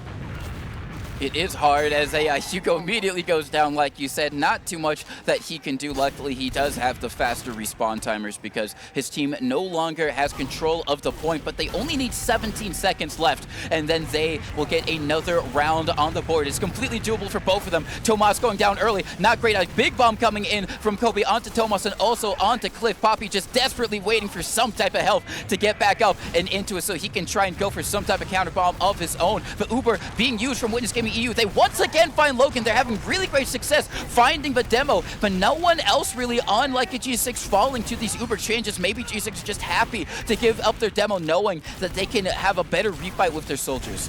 Yeah, it looks like Chris and Bomo are going to take this Uber onto point as Chris takes down Lucas Tank and is ready to chase down the combo. However, Witness Gaming sent players behind. G6 is turning around for these frags. Now going back for the combo as Pappy has been dealt with. Chris is doing such a great job making this combo have such a miserable retreat, not able to take anyone down, but those Witness Gaming players must have been in fear for their lives because Chris was not missing any of those shots. Thomas, though, out of Cliff means that no forward hold will be set up. We're about to hit overtime, basically, for both teams, so this is kind of the last chance to make something happen. Witness Gaming, though, has Uber advantage. They do have ad. Soapy is taking the fight on the flank and has started off for his team well by finding that frag. Kobe doing a million damage to these players on point. The Uber has come out. Thomas is trying to chase whatever players he can, but G6 has done such a great job scattering that Witness Gaming just were not able to find anything with the Uber, but now they do find two all at once. It's Ixie and Otto trying to make it happen. Lucas Tank as well with the lock and load, trying to win a 2v3, but it's an impossible situation here. It is an impossible situation, and like the G6 are able to hold on, and we have our very first tack pause. It is going to be a tack pause coming out from Witness Gaming EU, which I think makes sense considering they're down 3-1. Obviously, not their map pick, so not technically the end of the world if they lose this, but I'm sure they felt they were feeling very confident going into this map. I think that they had looking so good on it. We heard from our analysts over there that in Europe, they're dominant on this map, and to meet such stark resistance from like a G6 means that they're probably thinking, all right, we know we can win this. We still have the time. What do we need to do to try and work things out? Yeah, for the new viewers, I will say this was G6 map pick, even though Witness Gaming EU is known for being good at this map. Also, the tack pauses are 60 seconds long, so this is really just kind of the last chance for Witness Gaming EU to figure something out, make the magic happen that they kind of got on that first round. From what I've seen, it kind of just comes down to how they're taking the situations before the Uber, like when they're just trying to fight over the point after. Because Witness Gaming EU has shown really strong Uber exchanges in general, but when Ubers aren't up, it seems like Witness Gaming EU just takes so long to take over the point, and when they have the point, they end up just giving it up, losing a player in trying to go behind or something. Yeah, I 100% agree. I would like to see Witness Gaming EU be a little bit more aggressive even when they are down players and just try and see if they can get a little bit more time off the clock, because that time they were only 3 seconds away, but it seems like Ixie on Sniper immediately is what they're trying to do to solve all their worries, all their woes. Not hitting anything just quite yet. Poppy over on the high ground just trying to rain down spam on the combo, and Ixie on that Sniper. We know he's a dangerous man on Scout, but can he do the same on Sniper? It's yet to be seen. A very very, very passive mid-fight, as I immediately say that. Soapy Meister is going to go down. No one really on the point just quite yet. A little bit of cap time for Witness Gaming EU, and I think with that one pick on the Soapy, like G6 are going to be happy to give it up. They're not going to fight it, and Witness Gaming EU take the first mid. They take the first mid, and they take it convincingly off of that Soapy Meister going down to Hugo, just giving all the space to the Witness Gaming side, as we do see Bomo go sniper, so now it's an SBS situation. We see body shots going across. No headshots have rung out yet, but the SBS will be the critical matchup in this situation, as both snipers are on high ground. G6 getting on point as the Ubers are traded across point. Running across are the shiny Uber players of Witness Gaming, who look like they wanted to initiate this exchange. In the post, I'm not sure what the plan is, but Chris finds Poppy, takes him down. Chris is doing a really good job being aggressive here, getting on everyone as Soapy Meister takes down Hugo in the post. And so G6, again, it seems like once the Ubers are over with, they just have complete control of the game.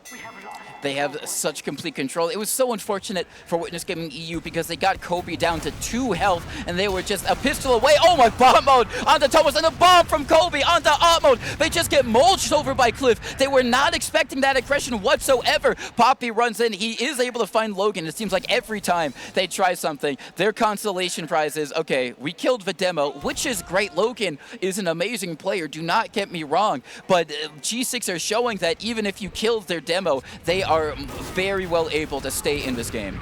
Yeah, that is exactly the case as Bomo body shots down Thomas. That is the combo scout down, but we have soldiers jumping forward. Hugo takes down Bomo, Poppy in as well, trying to find what he can, but it looks like this part of this fight is still going on Cliff as Poppy gets run down by Chris, not expecting the flank combo scout of G6 to rotate to the flank. Really smart play there, kind of guaranteed G6 having the player advantage. Lucas Tank is trying to fight over the point, but he's staring into 6 players while he only has 5 alive. There is not so much Witness Gaming can do, but they are trying to make it happen. They still have their scouts poking and prodding around. We have a sniper up for Bomo, who takes down Hugo.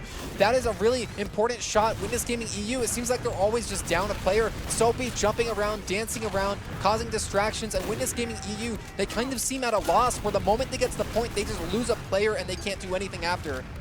Yeah, they cannot. They've had so much trouble just getting in super clean, and especially in the post-Uber fights, they've just not been able to make anything work. They're standing onto the point right now, trying to get a little bit of cap time. It seems like both teams want to take an Uber exchange. They are going to, like G6 doing it so they can block the point. Soapy going down. Kobe going in super duper deep. Is going to be able to find one onto Ixie, but it's going to get immediately cleaned up as well. There is another soldier in deep. It is Hugo. He gets cleaned up by Chris, and that should be enough. We have a bombing soldier going in super deep as well. Poppy just roaming around. It takes down very weak. Lucas Tank with the body shot. Bot mode goes down. Tomas goes down. As soon as they cap the point, they're finding it on the low guy, but the bot.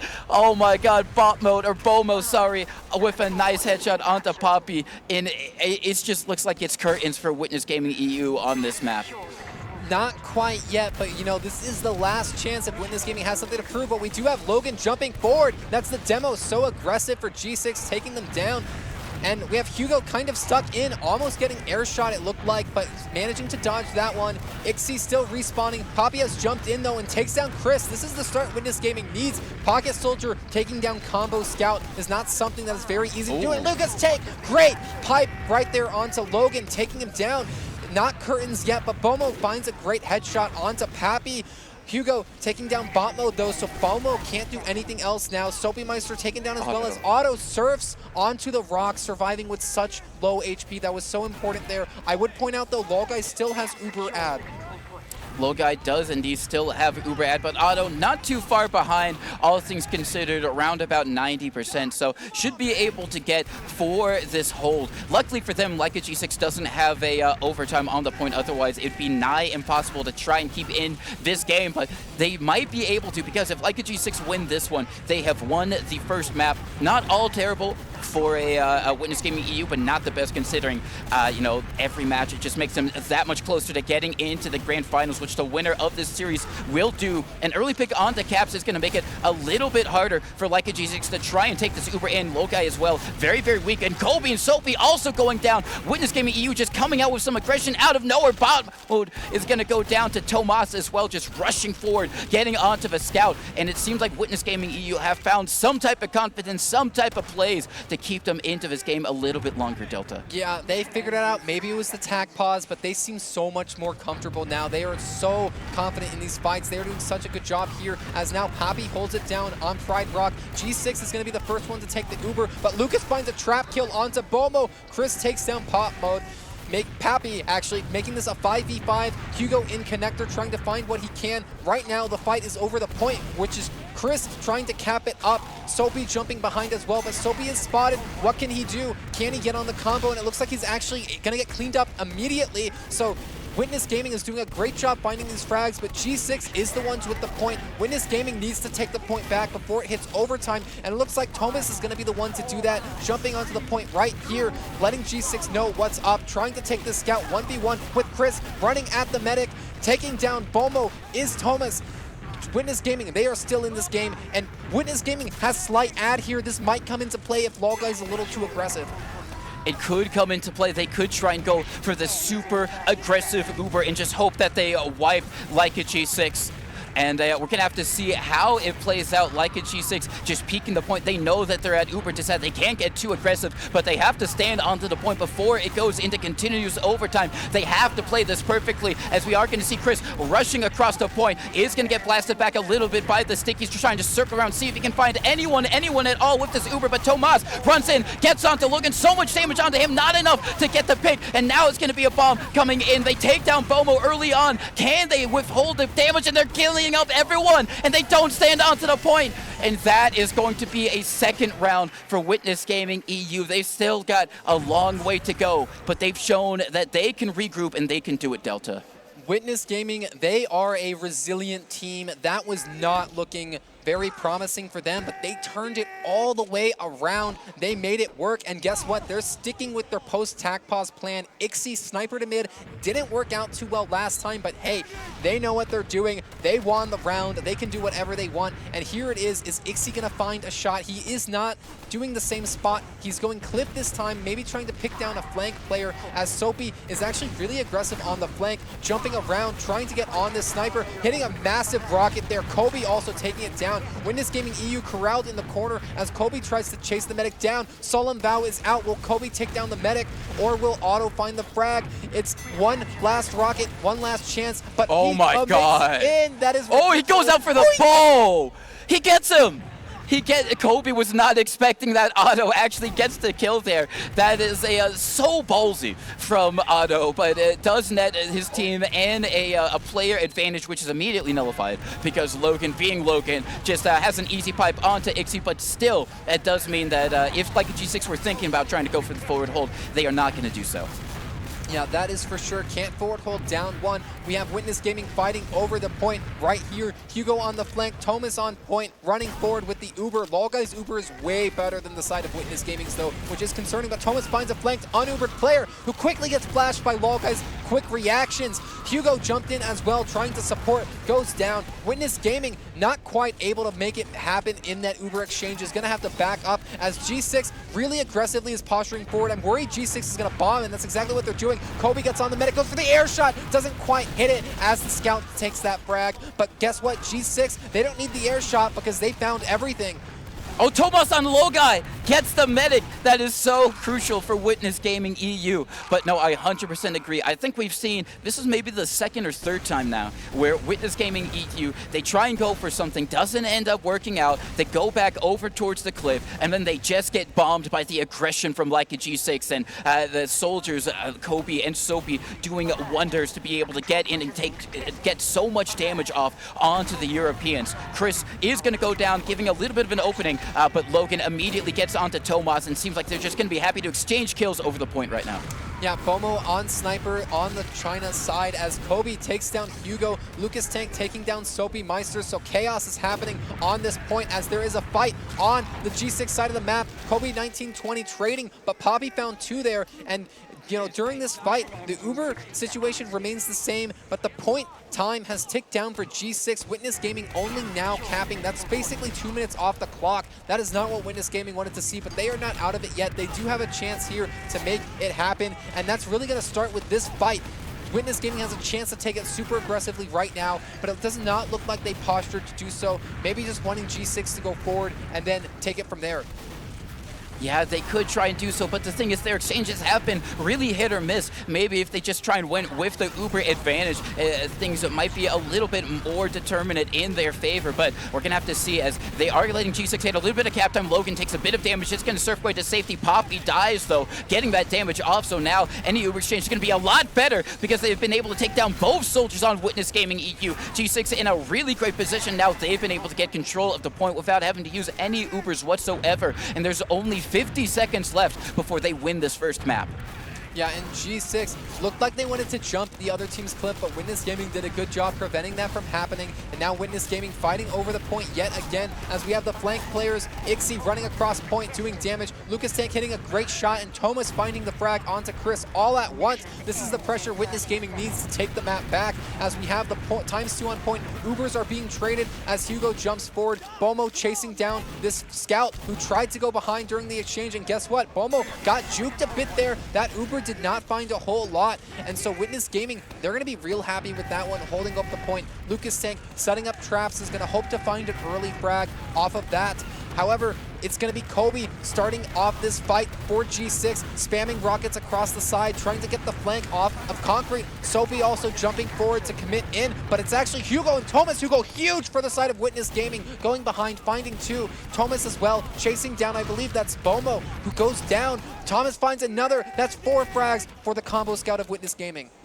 That is 4 frags, and that is really great stuff for them because that means it's just more time drained off the clock. I mean, Logan and Logai should be very happy that there weren't any soldiers up on Witness Gaming EU because they were in a very bombable position, but fortunately, it was just 2 scouts in the demo. The demo maybe could bomb, but Soapy tries to bomb, gets deleted over by Concrete, and that's just going to delay Leica G6 even further. They do have a little bit of time to work with. There's still over a minute left on the clock for Witness Gaming EU, so that kill onto Soapy isn't a disaster.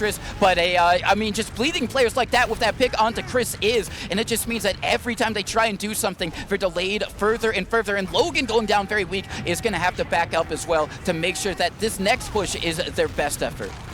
Yeah, this has to be their best effort because there's a minute left, but you know, if this push goes really badly, this might be their last chance. G6 knows that. They're going forward here, starting it off on the point. Logan doing whatever he can. So far, no one has gone down, but I'm sure that will change soon as the teams meet head to head. Ixie watches the Uber happen as Chris takes it forward, but guess what? The Uber's a little bit better for Witness Gaming EU. G6 knows this. They are running away. They want nothing to do with this Uber. They want to do the post exchange. G6, though, has to contend with this iron grip Witness Gaming has on the high ground. Hugo also got behind and hits a great rocket, not quite finding the frag, though, on this scout. Frags are being traded, still a 5v5. Ixie, though, yeah, Logai finds an arrow onto Hugo. That's a crucial moment there, keeping the frag parity. If Logai didn't hit that arrow, it would be player frags for Witness Gaming. It's going to be Chris and Bomo trying to cap up the point right now. Soapymeister going behind. Last fight of the game. Who will take it? G6 is standing on point, but Pop jumps onto the medic, getting cleaned up by Bomo. He almost got the drop onto Logai, not the actual drop because Logai didn't have, but the figurative one. But it seems like Witness Gaming EU are in for a world of hurt. They're just barely being able to get out with their medic auto alive. But fortunately for them, they just need to capture it once because they have gotten overtime on the point and they are able to win it. They're going to be walking up right now. They've got Uber, both teams do. It should be an Uber exchange. They're standing a lot of cap time onto the point. Now here comes the Uber from Leica G6. It is going to be Chris walking into the combo. The counter Uber has been used. Soapymeister in the backlines. 2 players from Leica G6 in the backlines. A scout bot mode flushing in. They're crab-laxing onto everyone on the Witness Gaming. Kobe doing so much damage. It's just going to be Otto and Lucas Tank alive. Can they hold on to it? I don't know if they're going to be able to. He's doing so much damage, but it's not going to be enough. And Leica G6 take the first map 4-2. Yeah, that could not have been closer. We saw so many overtimes there. Witness Gaming, they almost managed to pull that last round out, but man, G6 cannot take anything away from them. They were playing at the top of their game. They did not let that one go. They held that one down. No, they did phenomenal work. I mean, even when, like you said, Witness Gaming kind of found their form again and were kind of starting to pick up momentum, like G6, you know, they were able to calm things down, play the game at their own pace, and they weren't, you know, they didn't let Witness Gaming kind of outmaneuver them with, you know, throwing Ixie on the sniper and stuff like that. They were able to just slow the roll, play their own game, show why they picked that as their map, and not lose confidence after that disastrous first round. I mean, imagine you go into the upper bracket, you know, finals, you pick a map, you play it, and you get, you know, no time on the clock. That could be a big mental deal breaker for a lot of people, but G6, they're able to reset. That's why they've won so many LANs previously, and they've shown it again right now. Yeah, G6, their players are so resilient. Like you said, they had to deal with that first round, and they did not let it slow them down. They kept going. They also had to deal with what Witness Gaming did to try to right the ship. They put Hugo on Sniper, they put Ixie on Sniper, but none of that deterred G6. They just played their game. It seemed like G6 didn't really get dragged into worrying about the sniper, running their own sniper. They kind of just put Bomo on Sniper whenever they wanted to. They did not like they didn't let Witness Gaming get into their head. And we are going to be throwing to analysts. Yeah.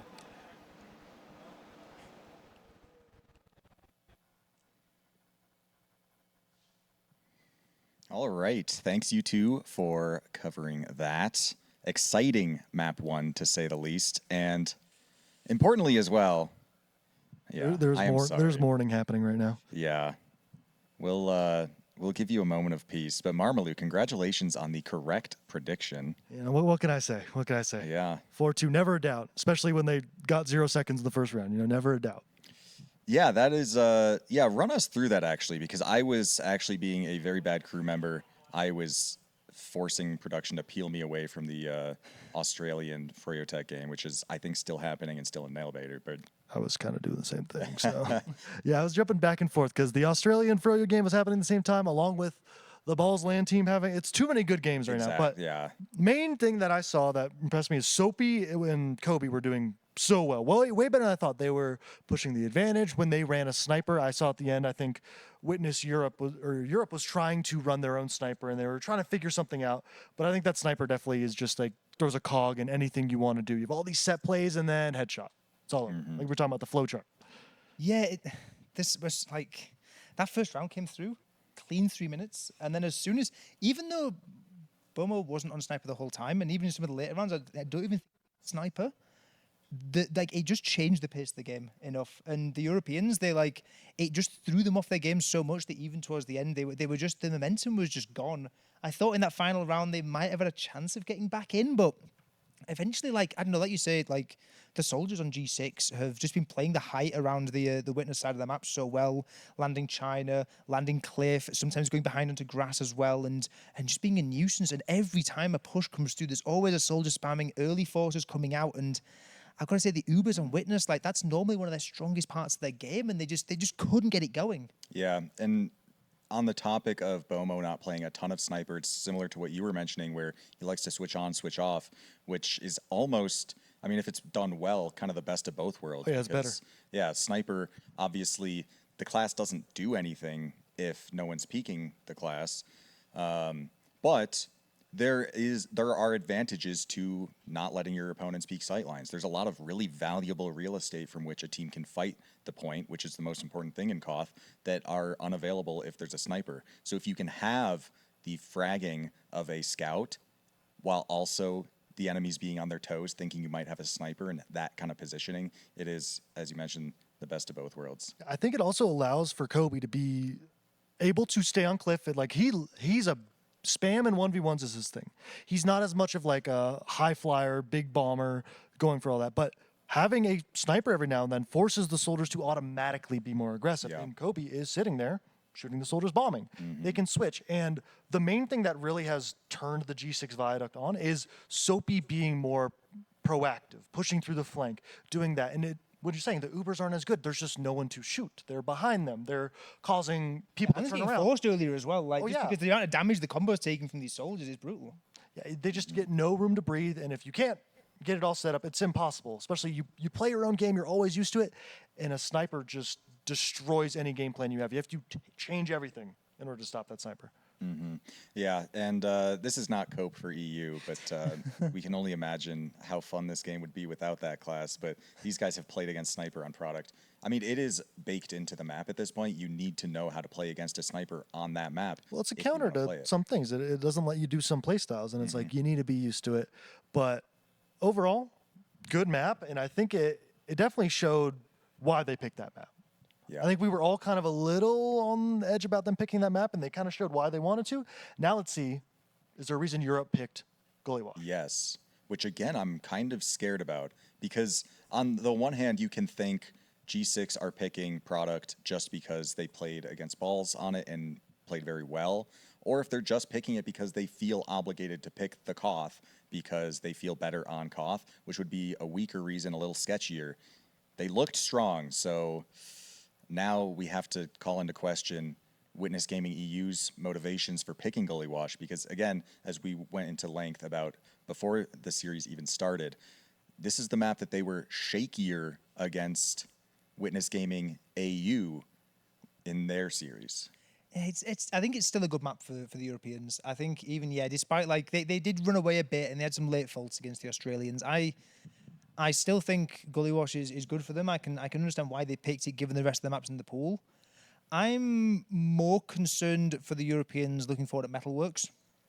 Like I said, when I gave my 2-0 prediction, I was like, well, if it's not 2-0, I think it'll be a 1-2. Because even though I think Witness Europe are favourites on Gully, I have reservations about their Metalworks towards the end. So maybe that's the case. But I know I think their Gully Wash has been good. I think their mid fights are very strong, and their ability to break these stalemates is good. I think it's a map like we mentioned before in great depth in our previous 40-minute death segment. Right, we talked about all these maps and our reasons. That I think it plays to the like sort of coordination strength that Witness has so well, and it just matches their style perfectly. I think there's, even despite coming second best in product, I think it's going to be good. But at this point, I think they needed to win product to win the series.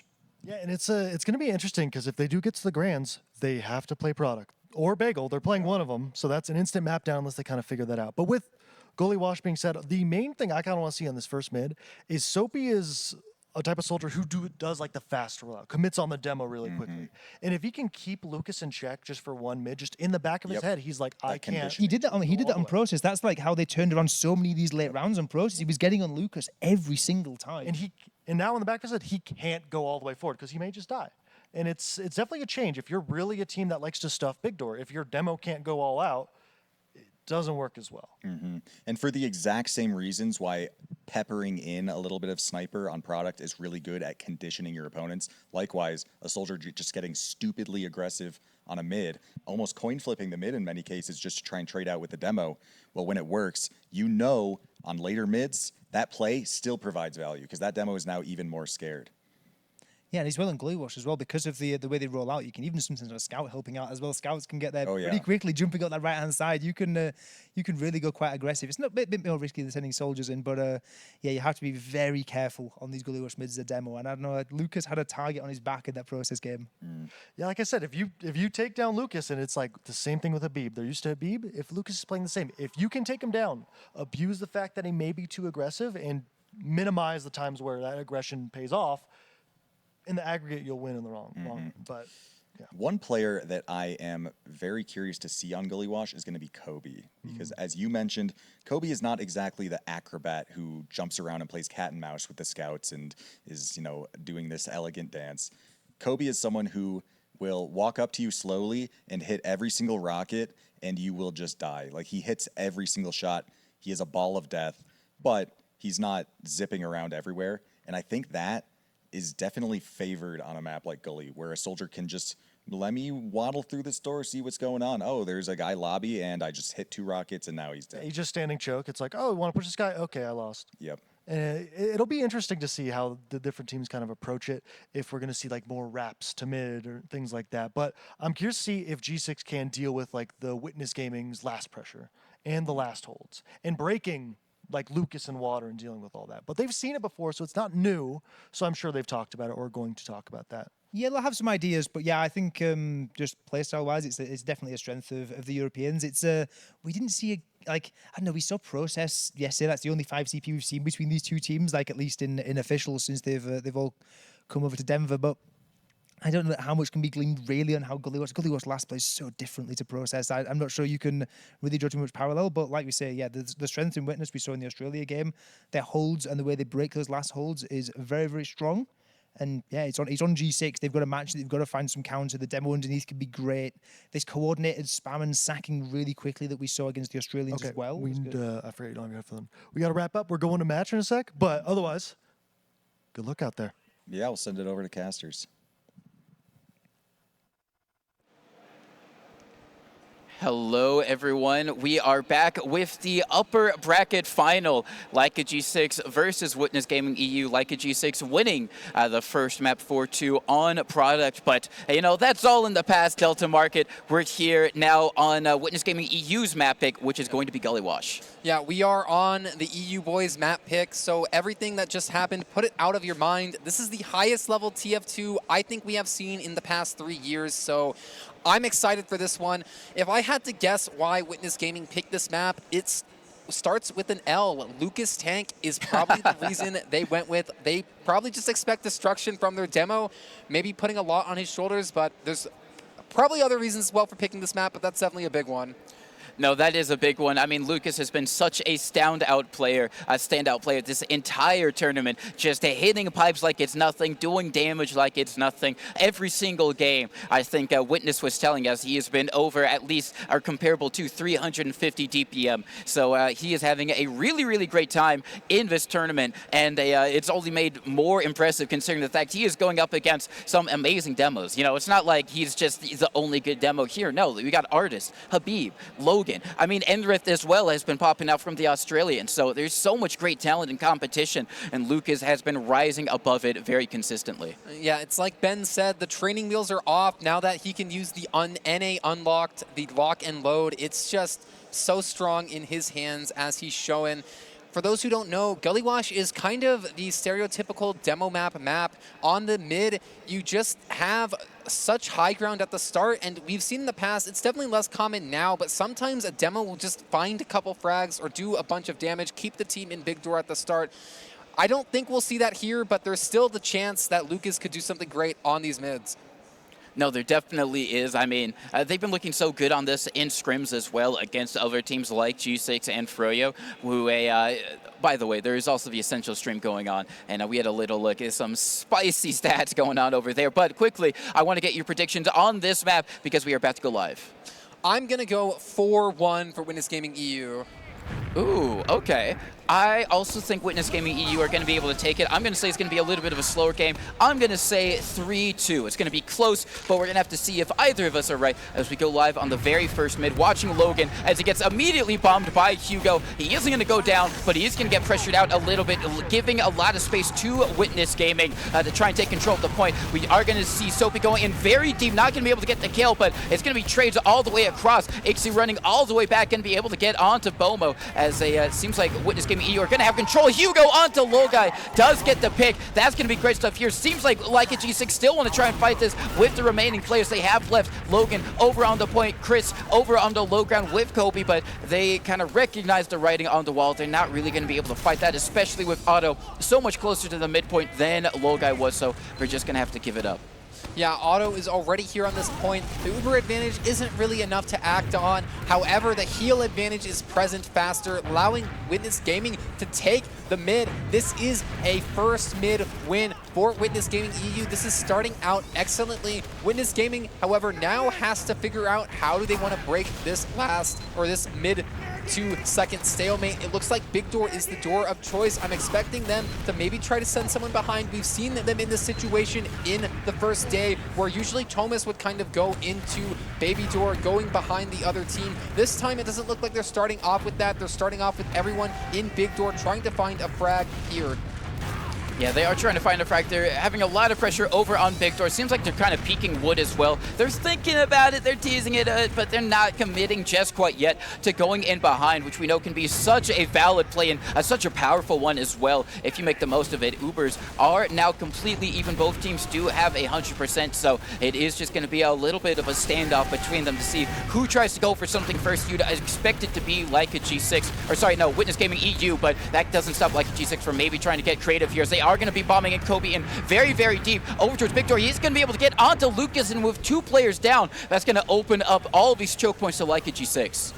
Yeah, it has opened everything up for like a G6, and now they're finding everything on Witness Gaming EU as Sophie goes for the spoon. The Market Gardener not able to land that one on Auto, but guess what? He is going to be able to make it out with his life, so at least Witness Gaming EU has not been completely washed out. They are still on second, now kind of in a reverse of situations, so as we just saw. Now it's Witness Gaming EU on the defensive, having to contend with G6 pressuring Big Door. It looks like G6 is being really active here, just running through the doors. Soapy is already gone through wood into lobby side. G6 kind of doing this strat, and it looks like it's working out really well because the Witness Gaming side has been completely disorganized, but Chris gets taken down to Lucas Tank. Bomo trades out Hugo for that. Now there's a wrap onto the mid fight, so the fighting is kind of on both sides of the map here. Poppy fails to find the Uber Force. However, Thomas is still here. The Ubers are being used.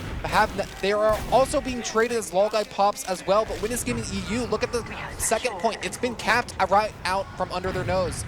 It has been capped, and they have to fiercely try and back up. Soapy just bombing in super deep over in River is going to be taken down, and there is Hugo trying to go for some type of attempt. Ixie taken down. They're all falling one by one. Lucas does get a nice pick onto Chris, but I don't think that's going to be enough to stem the tides as Kobe bombs in. He's already on the point. He might just cap it up all by his lonesome. Finally, they step onto it to try and block it, but it's not going to be enough. Logan with some nice pipes seals the deal, and that is going to be the first round for like a G6. Yeah, like a G6 takes that first round very convincingly, I have to say. Witness Gaming, you know, they did win the mid, but they were not able to convert a mid win. I think Witness Gaming might have picked this map because of their mids, but you have to have more than that. You have to be able to convert these rounds. It looked like they were trying to break out a Big Door, but they didn't even send anyone behind. So Witness Gaming, they got to figure out what they're trying to do here. Logan not going to be immediately pressured. This time it's going to be a soldier. Later on, it gets juggled by the stickies that Logan had. Both soldiers immediately dying for Witness Gaming. Tomas also falling as well. It might be a clean sweep as Kobe is going to get the other scout. It's just going to be Otto trying to run out, and I think that's just going to be a delayed medic death. No amount of jukes and dodging is going to be able to solve that one for him. And I mean, like you said, like G6 just looks really, really good on these mids. Yeah, they look so strong on these mids. And guess what? They have full ad after that mid. They're going to be taking it into last. We do have Thomas on the Pyro class doing a good job protecting the sentry gun, but that's kind of only a silver lining here. You won't win the game simply because you keep your sentry gun alive. You have to do more than that. We do see G6 taking it in through River, popping immediately as they try to take down this gun. The Pyro has caused a little bit of chaos and managed to survive, which is really important for WG.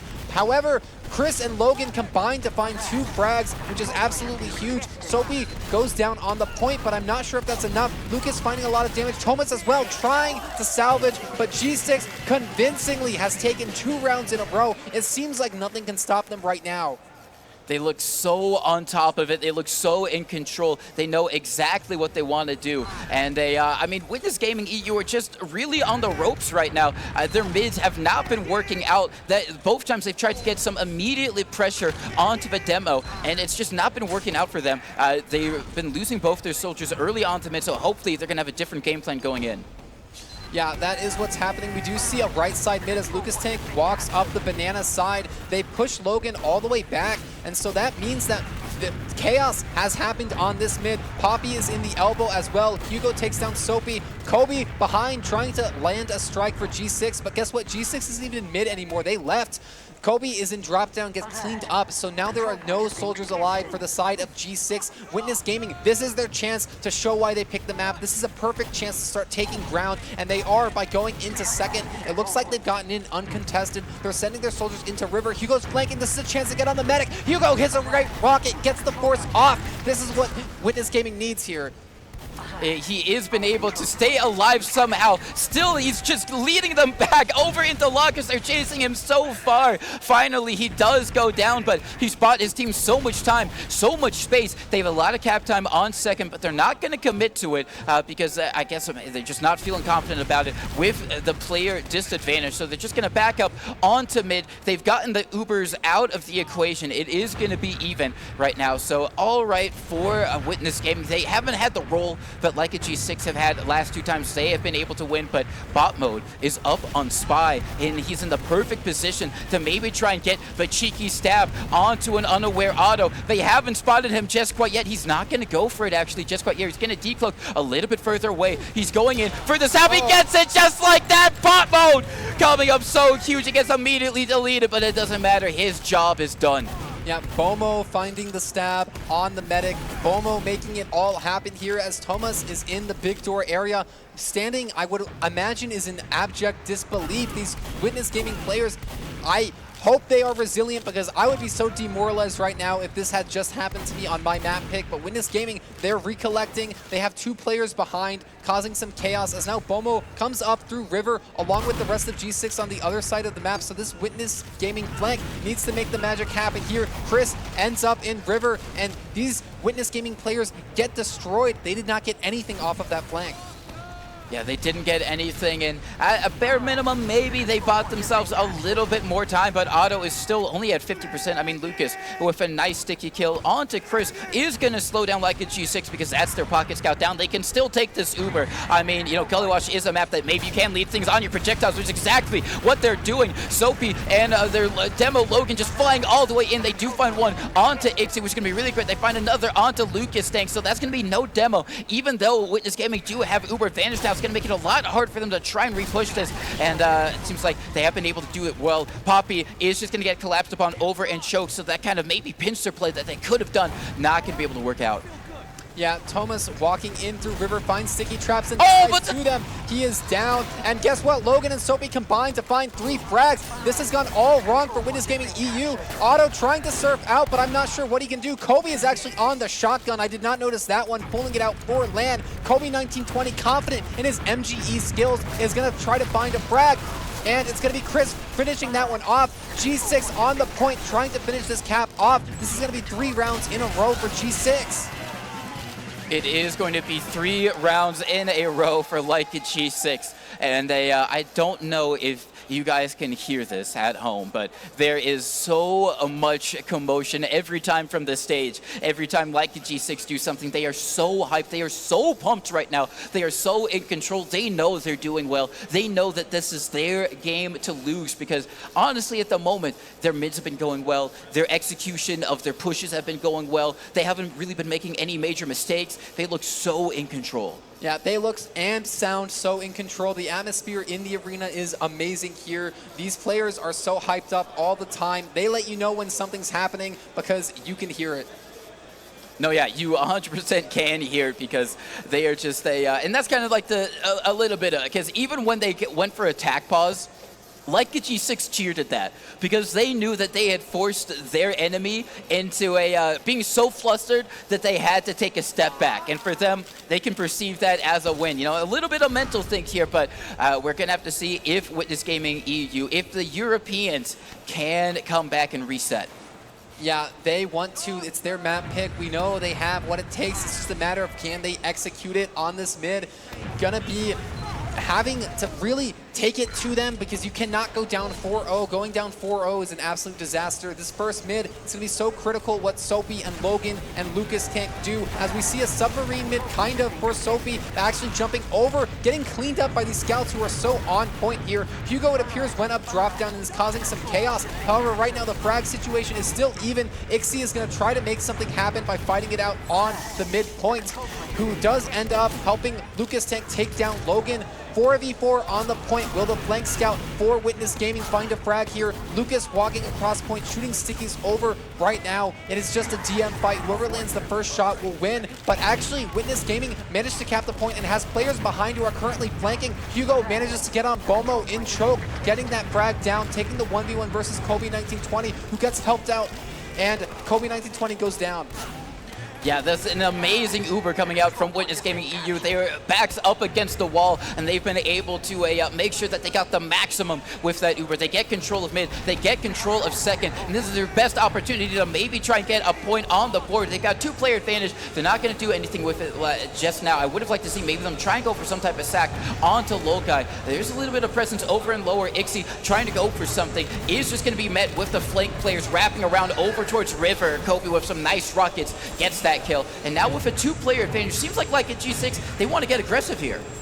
Yeah, they do. They're pumped up. They want to get whatever they can. No one wants to sit on last. Definitely not G6. They're in River. They know they have player advantage. They want to make something happen here. Right now, it's apparently going to be just back up. We're up 3 rounds. Don't take the risk. Don't give these other team the momentum. That has been the decision made. So far, we do see actually Bomo on Spy. Maybe just checking off classes. I'm not sure if he's left spawn, but we do have Bomo on this class who's going to try to make something happen here. We have Lucas Tech finding a frag onto Soapy Meister, who kind of got caught out and pushed out of the spawn. Bomo does switch to Pyro, so he was probably simply in spawn checking off classes. Hugo goes down to Kobe 1920 as there's point cap time. Someone got on point. I think that was Ixie who ends up getting cleaned up. Poppy as well. So really good attempt to cap the point, but it was just not enough there as the Witness Gaming lads go down 3. But actually, I didn't notice the Ubers got forced during that situation. Somehow the Uber got forced on G6, so WG is in a great chance to take the round now.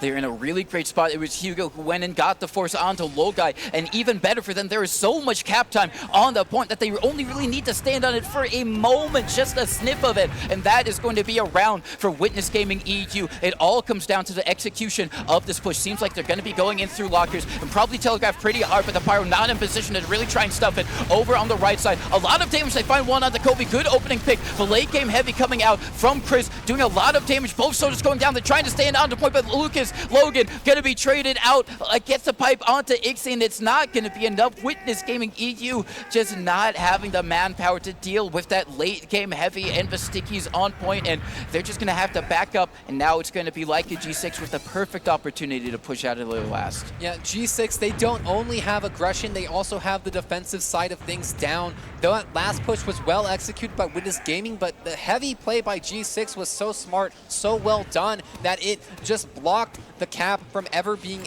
able to happen. Bomo on the Spy, just checking off classes again, showing that G6 is really on top of things. They're not even letting the chance for an off class catch them off guard. They are checking those off classes on repeat to make nothing get by them. Right now, we're going to have about a bit of a reset. It looks like G6 does not want to push out as these Ubers are going to equalize. Poppy, though, takes down the sentry gun despite there being a Pyro. So now Witness Gaming has a really good chance to send some sort of bomb because there's no sentry gun to block. Yeah, there's no sentry gun. It is all about timing when going in onto last. But Gully Wash, it's one of the better maps really when it comes to last because there's so many openings, so many ways in that this is where Froyotech coined the pressure cooker, and you can really try and get things going there. As we see a very weak scout over in lower, it was Ixie gets shot down by Kobe. So that is just gonna delay and put more pressure on Witness Gaming EU to try and do something because, like you said, there's only 40 seconds left on the round timer before we go into a round reset. This is the furthest that Witness Gaming has gotten in this map in terms of map control. They don't want to give it up for free, so they're probably going to have one last ditch attempt, and getting an early pick onto Kobe is going to be a great way to start that off. Yeah, early pick onto Kobe as the Uber comes out through Shutter, trying to chase down the Bomo. Pyro is unsuccessful in that regard, so Thomas has not found a frag quite yet. However, Soapy is low health, has to go back to the resupply room. There's a lot of pressure on point as both the scouts are in secret and water, causing chaos, but Bomo heavy in secret is locking it down, taking down Ixie, shooting down the soldier who is in the water side, and it looks like the round reset is going to be an inevitability. Witness Gaming was not really... Oh my god. Oh yeah, one last frag happening, but the Bomo heavy, it's just too strong. It's just too strong, and Witness Gaming don't know how to deal with it. This late game heavy, I mean, Logai was over in secret while bot mode was over on the point, and I don't know how many arrows he shot into that man, but he was getting tanked so hard throughout that. And, they were able to get everyone, they were able to get some nice early picks, they were able to have a really good Uber, but just the post, they're not able to clean up this heavy and get that focus fire, so hopefully they change things up on this mid. Yeah, hopefully they change things up as we see Soapy landing on Bats, jumping over to Lucas Tech, taking him down. That's the demo for WG down from the roamer of G6. Thomas is on the high ground here trying to make something happen, but it looks like WG has accepted the inevitability of having lost their demo and having nothing to compensate for it. Yeah, they have nothing whatsoever. The only good thing is that Otto didn't go down and they only lost their demo, so they still have a chance at trying to hold on to this point. But without a demo, it just means that all these chokes are so much freer for everyone else than like a G6 to get in. You can already see Soapy Meister in behind. They're just taking the Uber in. They want to get onto Otto. He doesn't have Jets quite yet. Finally, he uses so much later. Somehow Logan, even though they used first, is going to die. Logai is just completely disconnected. Chris is one of the last ones in. Almost gets in onto the medic with a nice surf, but is not able to connect the shots and is going to be able to go down. Kobe is hiding over and drop down, tries to get in, but just kind of mistimes it a little bit, shows his hand a little bit too early, and that is going to be the best case scenario for Witness Gaming EU.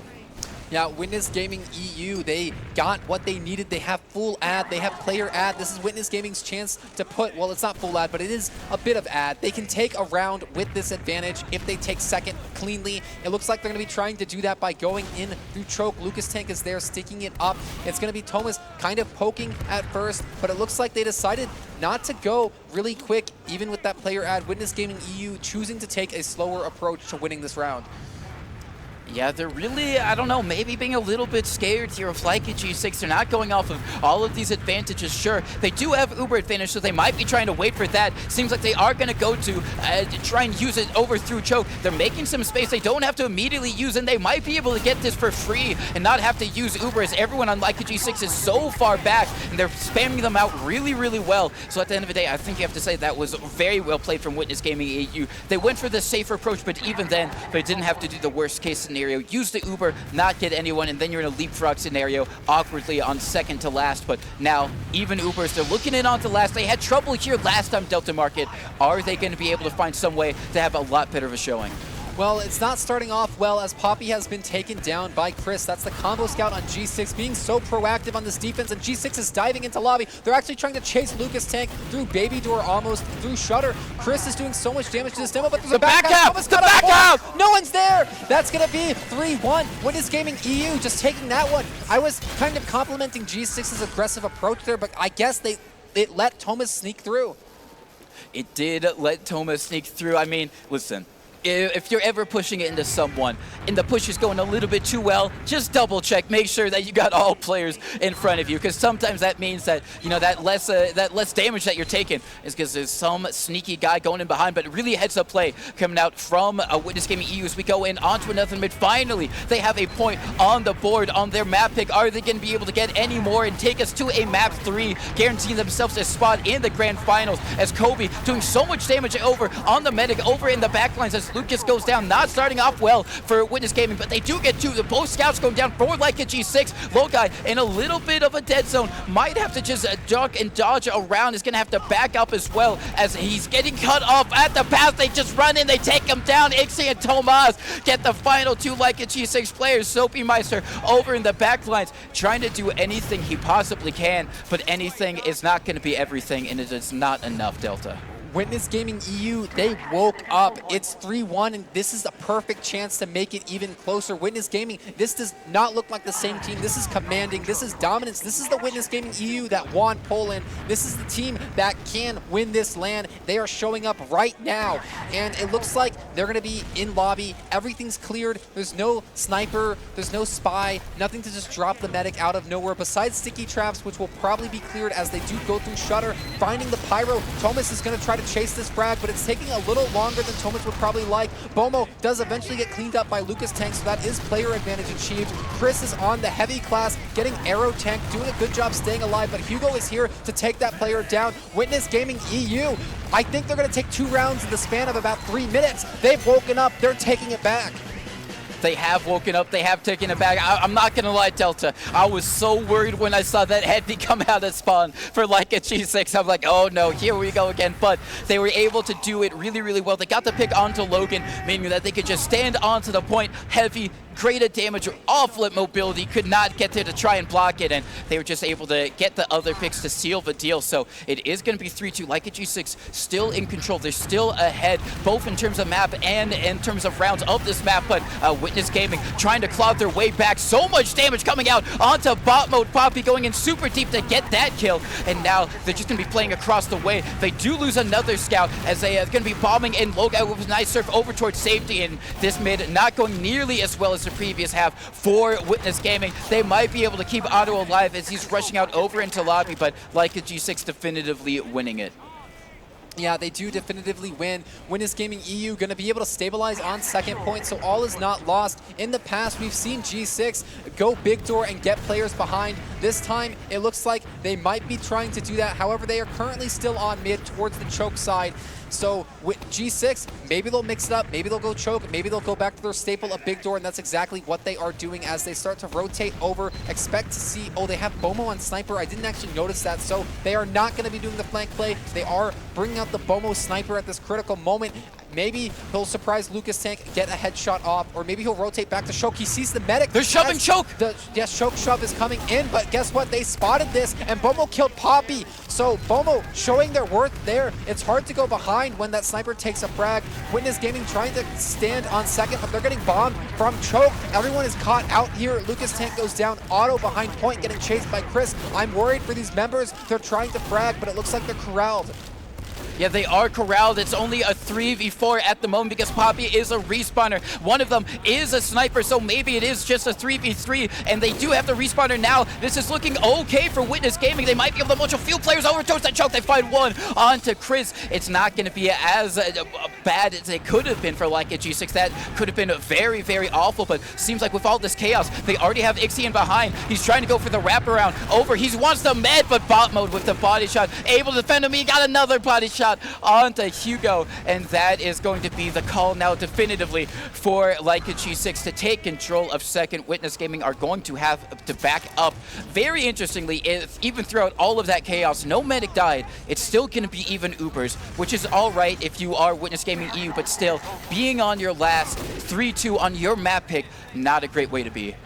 Yeah, it's definitely not a great place to be on their own map pick. They've gone down these rounds. They need to take them back, but it's going to be G6 on the aggressive side, having this even Uber situation. G6 with Bomo on Sniper is going to try to crack this hold with some sort of headshot as Bomo goes through main, slowly trying to peek his way over, trying to see the demo, or hopefully the medic is probably on his mind, although that is unlikely to happen. We do see G6 pressuring the point as they have two players in water. They have not touched the point yet. They're probably just preparing some sort of play, talking amongst themselves, getting the timing down, and here it is. I don't think Witness Gaming knows. Do they have anyone to block the point? They just cap it right under their nose.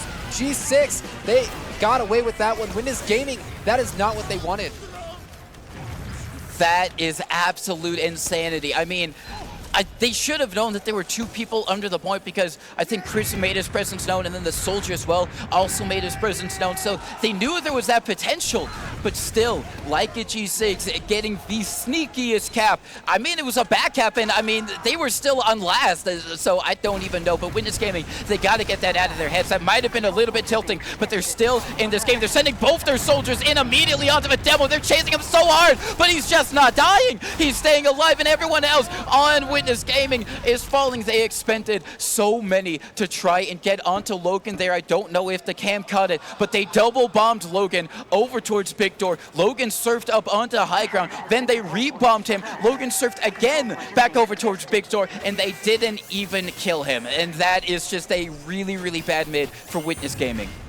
Yeah, Witness Gaming did not get what they wanted. They actually spawned on the Crits Creek here for one last hurrah, maybe hoping that this ends up with them winning the round. G6, though, just going to take in an Uber through River. They're going to be shooting down the gun, but the Pyro is in their way. The Pyro is causing a bit of chaos here and has managed to stay alive this whole time. Chris trying to chase down the frags, hits a lot of shots, but so far nothing has been collected. Lucas Tank takes down Bomo, and now we have two players on point.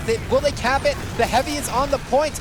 Kobe is down. It's only Chris and Lolguy alive, and Lolguy is leaving, so Witness Gaming, they are alive to continue fighting. But actually, Lolguy takes down Poppy in the doorway, finally now getting cleaned up. But now, it's Crits Creek. I don't know if this beam was noticed, but Otto is stuck on Crits, and they're on Gully Watch second, going into mid. I'm going to be honest, I thought that was lights out. I thought Witness Gaming had that. Tomas just rushing through the choke. No fear whatsoever on that man, even when their backs are up against the wall. They do have crits. I don't know if they know bot mode is up on Spy, however. He's going to be lurking around, might have the opportunity for a cheeky little backstab. If people aren't paying attention, I don't think he's been spotted yet, but the crits does come out. They find one onto Logan, so immediately making it work. Logan is going to go down as well. Everyone is just being wiped out, but actually Bamo gets the stab on the Poppy. That is absolute insanity. No, my God. That was so close. He almost got the other one onto Hugo. It is just going to be the last one. Soapy Meister trying to get any picks he possibly can. He's not going to get any. It's going to be faster respawners for Witness Gaming because they have control of mid, but that was a lot scrappier than it really needed to be, Delta. Yeah, that was very scrappy. Witness Gaming pulling that one out is going to end up with the midpoint control. And guess what? Maybe a bit of a saving grace there because now Otto is not stuck on the Kritzkrieg. They are back on regular Uber charge, back to regular order here. Gonna be Witness Gaming in a familiar situation, even Ubers on mid. I feel like we've been here several times and it actually has not gone well for the Witness Gaming boys. They've struggled a bit on this stalemate location. This is kind of the last chance they have to prove that they know how to break this hold, and if they can, it will put them in a position to tie back up the game, but if they can't, it could cost them everything here. Yeah, it really could cost them everything. We're very, very close to continuous overtime, which doesn't mean too much because like a G6 already have 4, as it's only going to go to 5, but now we come to the Uber. It's going to be Kobe going in, Poppy going in really deep behind, Logan getting disconnected, getting chased so deep, and Tomas finally gets the kill, but that just draws everyone away from the choke, allowing like a G6 to just walk in for free. Tomas doing a lot of damage, but a lot of damage doesn't necessarily mean a kill, and he is going to go down like a G6, playing that beautifully. Now they're going to have control of mid. They're going to have Uber advantage, and they are looking so good right now to try and close out the series. Yeah, they are looking like they can close out the series. Full ad, full players alive. Second point capped is going to be pushing into lobby as we see Soapy Meister already take control of River, clear out some stickies, look for a sniper. That's all been known.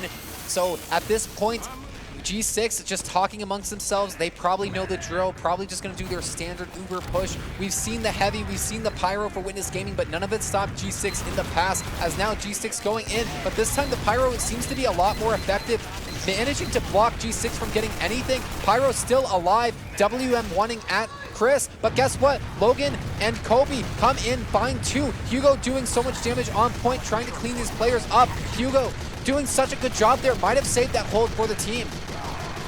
Yeah, might have. Logan is still here, is going to be able to get a pickup onto Hugo, just playing over beneath the point, over in water, but is finally eventually going to be taken down. Logai so far out of it with Chris to keep him company and keep him safe, as it is going to be 100% Uber. It is going to be advantage, but Logai already at 70% bot mode, still up on the Spy, is making his way over. I think they know because there's a few scattergun shots headed his way, and I think maybe with that uncertainty, I don't know if they're going to fight this. They do have control of the second, but there's 2 more coming back. There's 3 players in behind, all trying to make a breakaway for the point. If they're able to win this DM fight, they just might be able to do it. They get it! They get it like a G6. Secure their spot in the grand finals with a 3-man back-capped attempt against Witness Gaming Europe. Excellent stuff from them, showing that, they are the ones to beat. Honestly, they were undefeated in group stages. They have not been a map taken off of them so far in playoffs, and that performance against a Witness Gaming EU, which is kind of the only other team that has been on that level to beat them so dominantly in these 2 maps, shows that they are really in a very good position heading into grand finals, which they have secured a spot in. Yeah, G6 has not dropped a single game this whole time. They played about 6 or 7 games at this point. They look really dominant. I'm not sure anything can stop them at this point. Witness Gaming, they had their map pick. They picked Gully Wash, and it did not deter G6 from doing whatever they wanted there. No, it didn't. I mean, they just played their game. They had a little bit of success, obviously. You know, it was a 5-2, wasn't a straight roll, but they just looked so confident every single time. The mids looked so good, and Witness Gaming just weren't really allowed to play the game that we've seen them play with every single other team. But G6 aggression was just absolutely on point, and I think at least at this stage in the tournament, G6, they're the team to beat. If you want to win this, you got to beat G6. Yeah, that is exactly the point, and it's kind of confirmed by the fact that now they're in Grands, so it is kind of a literal statement. Just looking at the logs, the first thing that stands out to me is somebody dropped 370 DPM on Gully Wash, and it was not a demo man. It was Kobe 1920, Pocket Soldier on G6, going 24 and 16, 370. That is a fiendish LAN stat line right there. That is one for the books. Yeah, that is one for the books. Absolute insanity from Kobe 1920.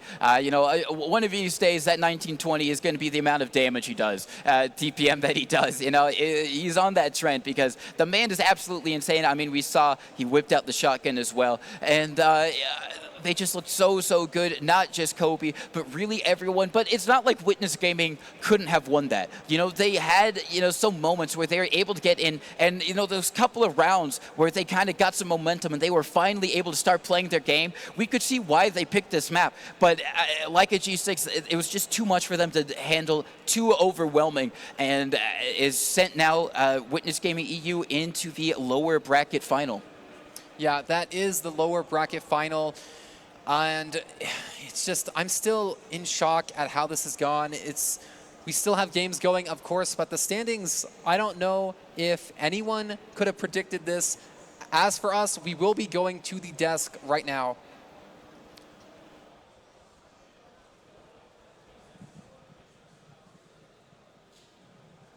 All right, thank you to TC Mono and Delta Market yet again. And I do think that TC Mono put it best there. G6 is the team to beat. They looked very confident there on Gully Wash. What are your two thoughts on this? Yeah, it was basically, I think you predicted it pretty well, right? You were saying beforehand, the soldiers, particularly Kobe, like it's one of these maps where pocket soldiers, they can go big. And particularly, like you were saying, his playstyle suits it well. And as we said before, they pulled at the logs. He had a field day. But on the most part, I don't know, it didn't feel like Witness really got to play their game at all.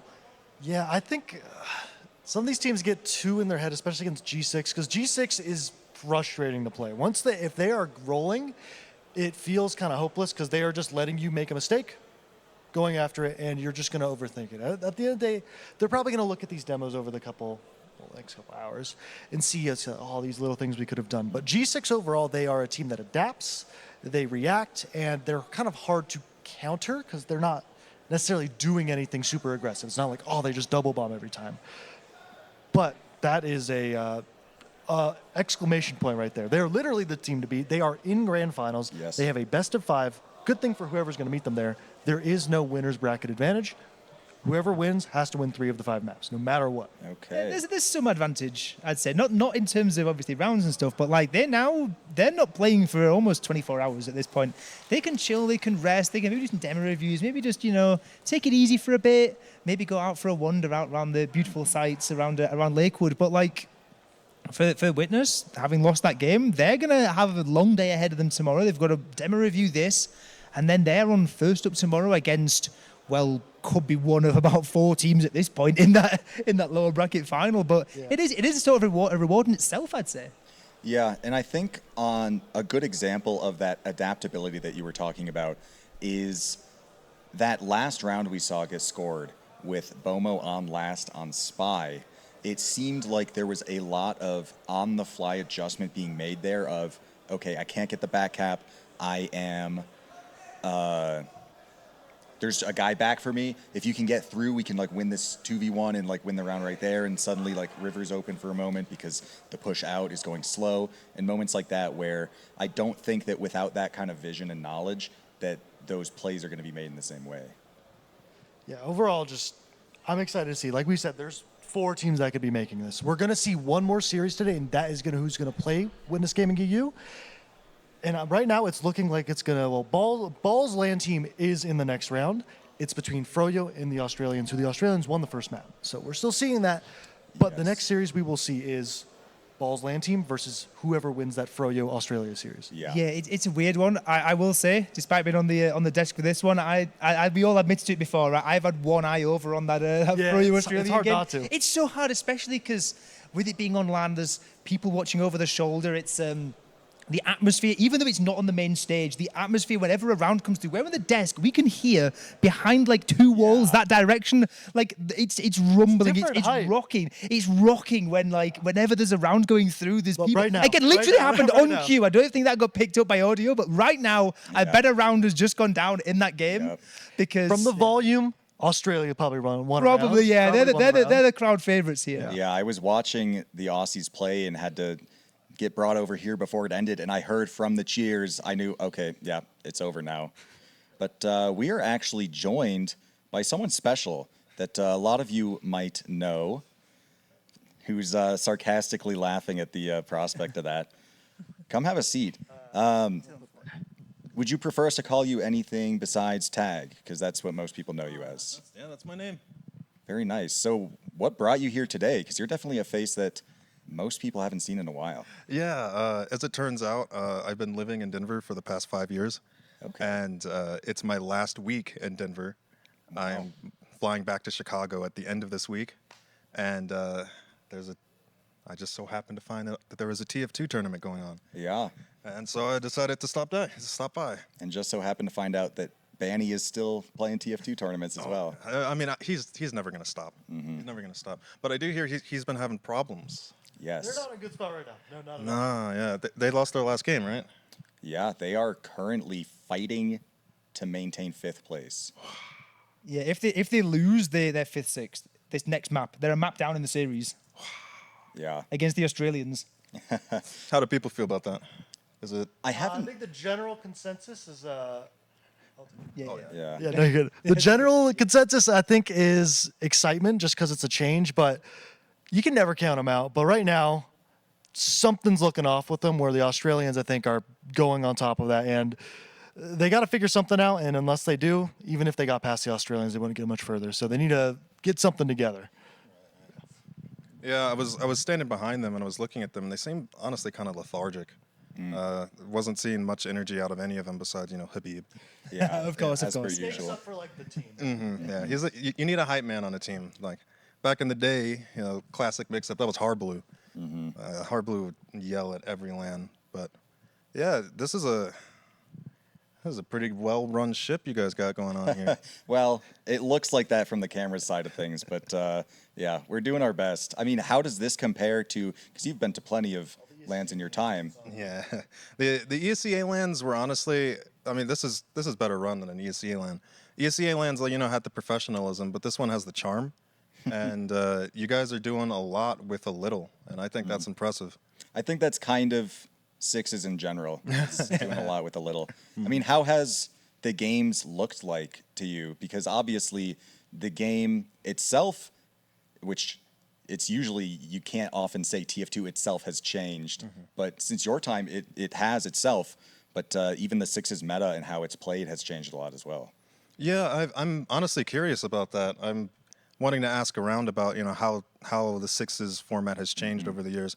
I'm going to assume that soldiers have not gotten a bone thrown and scouts are still just insane. Yes. Well, As actually, a soldier main, that's how it was back in the day. Europe did have a plugin where you don't take, where the gunboat's self-damage is applied when you hit someone. But We voted to get rid of it though, unfortunately. What? We had it for a few years, and then it got they had a vote on it last season and got rid of it. Was it? Did you guys let the scouts vote? No, yeah, I think so. I don't know. Yeah, maybe that's the all the problem. scouts turned up on the voting day and no one else did. I guess, right? Scouts and scout superiority. It always happens. It always happens. well, you'll be happy to know that the days of the 10-minute round timer stalemating on last are gone. Really? Now it's only a 4-minute stalemating round timer. Oh, I see. Yeah, the config in general has changed a lot in ways that I think, as an American, are pretty positive. The Euros are definitely typing away in Twitch chat, disagreeing. You Doesn't end due to time anymore. Yeah. yeah. Basically, the config is 30 minutes, and once the 30 minutes are up, whoever has the most rounds, +1 is the new win limit. So you have to win a round to win the game. Kind of like, does tennis kind of do something like that? Yeah, I don't know tennis well enough, but it basically means that games can go for 75 minutes. There have been, but it's way better than the 2 30-minute halves in ECA because the once in like every game, like 20 games where it was fun to have like the last 20 minutes of garbage time. But yeah, the 6 minutes extra removed from a round is actually action rather than one man for 10 minutes. Honestly, I was noticing that like sacks were not as often happening. It's a lot more pressure. Yeah, honestly, yes. I was looking at it and I was just saying like, man, it just seems like aggression is all in the name right now. It's, hitting hard and going fast and not worrying about the cleanup afterwards. Everyone focus, go in, and then what happens after, is Yeah, I think you deal with it as it comes. the main evolution I think in the past 5 years is soldiers have just gotten so much better at jumping, shooting, and it's like people are too good against sacks now where a one man just doesn't get it done anymore. Now you'll see 2-mans, 3-mans, 4-mans, sniper. It's like it's gone extreme. How is the EU scene with their strategies compared to NA these days? Well, you can elaborate, but I will mention that EU has always had, or not always, but especially since the times of international competition where Seven is competing, they get a bad rep, usually among North American players as being particularly slow, particularly cautious. That is not what we're seeing out of Witness EU. But yeah, you can elaborate. Yeah, it is definitely slower and it's a bit more careful. But particularly Witness, who are the European representatives here, they're stepping it up. They're trying to push their advantages a bit more. But like I don't know, it's the case of like you're trying to push out of last. Like how much does it take? Do you take 1 pick, 2 picks, 2 picks in Uberad? Like the bar for that seems higher in Europe than it does in other places, but. We've definitely come away since the days of Seven where 4 players die, you don't push, you don't risk anything because you really fear it going wrong. Yeah, for 10 minutes, for 10 minutes, of course, yes. 1/3 of them. Yeah. Honestly, like that play style reminds me of our old play style in HRG, where we were notorious for stalling out and making sure that we had a clear advantage before pushing in. Just one man. Yeah. Die 10 more times. Yep.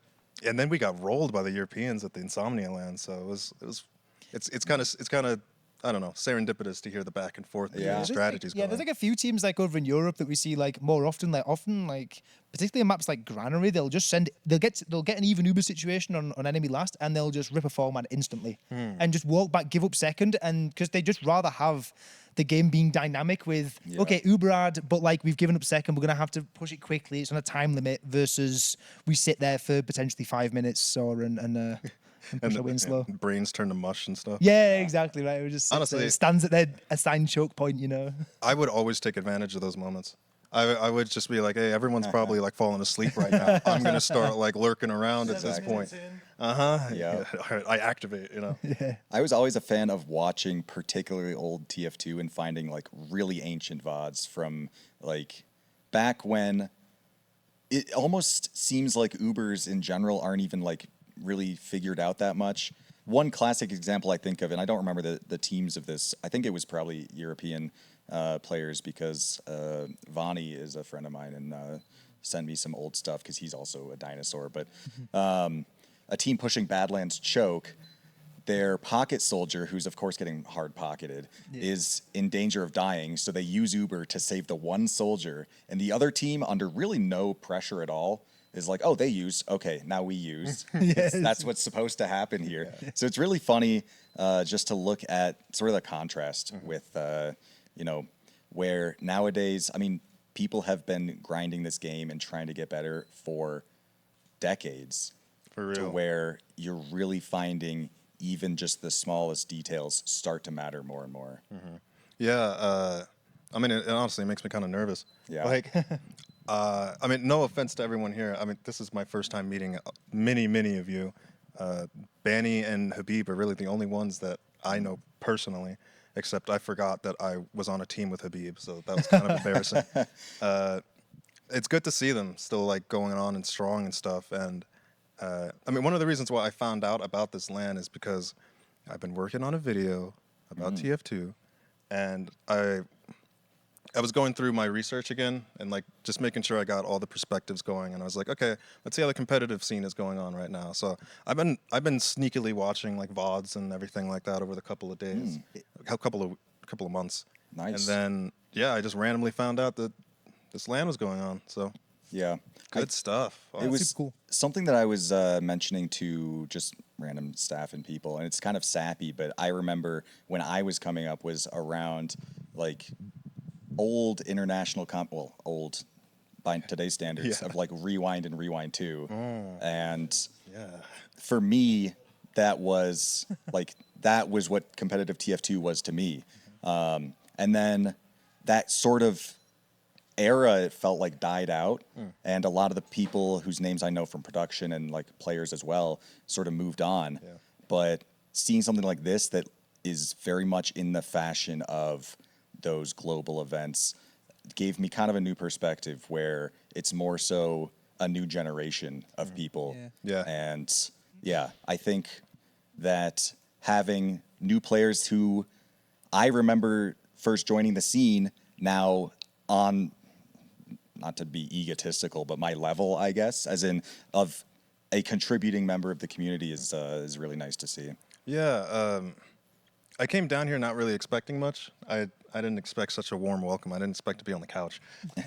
But I've been getting a lot of people coming up to me, and they're like, I watched your videos when I was 12. And, I grew up watching your videos, and, your videos got me into TF2. And, I've heard that, like, people have watched my videos before, right? I didn't realize that, an entire generation of TF2 players were watching my videos, and now they're in the competitive scene. And seeing all these new faces here, and like back in the day, back when I was playing, it was kind of like a frat house almost. But now it's like everyone's kind of chilled out a little bit. Everyone just knows that they're in here for the video game. Yeah. And it's cool and all, but it doesn't make you that cool. Yeah. So things seem way more laid back. It's pretty nice.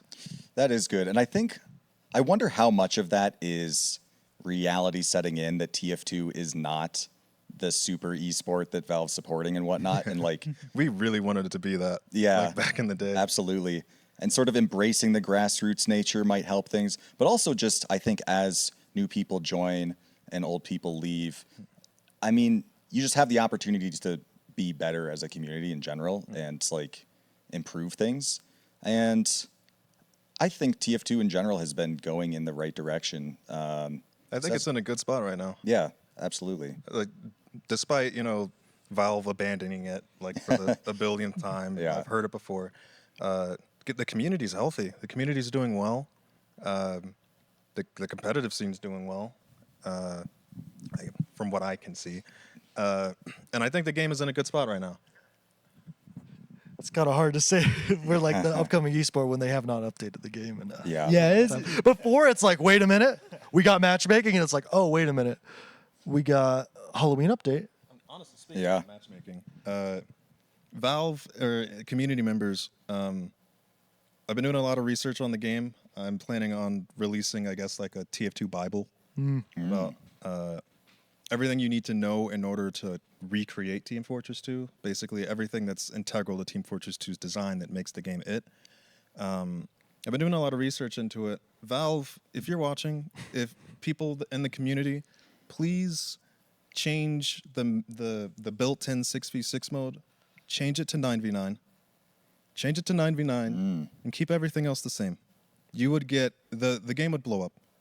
Because right now there's no bridge right now for players. There's a lot of hurdles to get to Yeah. 6v6. Exactly. There's a lot of hurdles to get to 6v6, and you can't expect 6v6 to work, through matchmaking through the default Team Fortress 2 experience.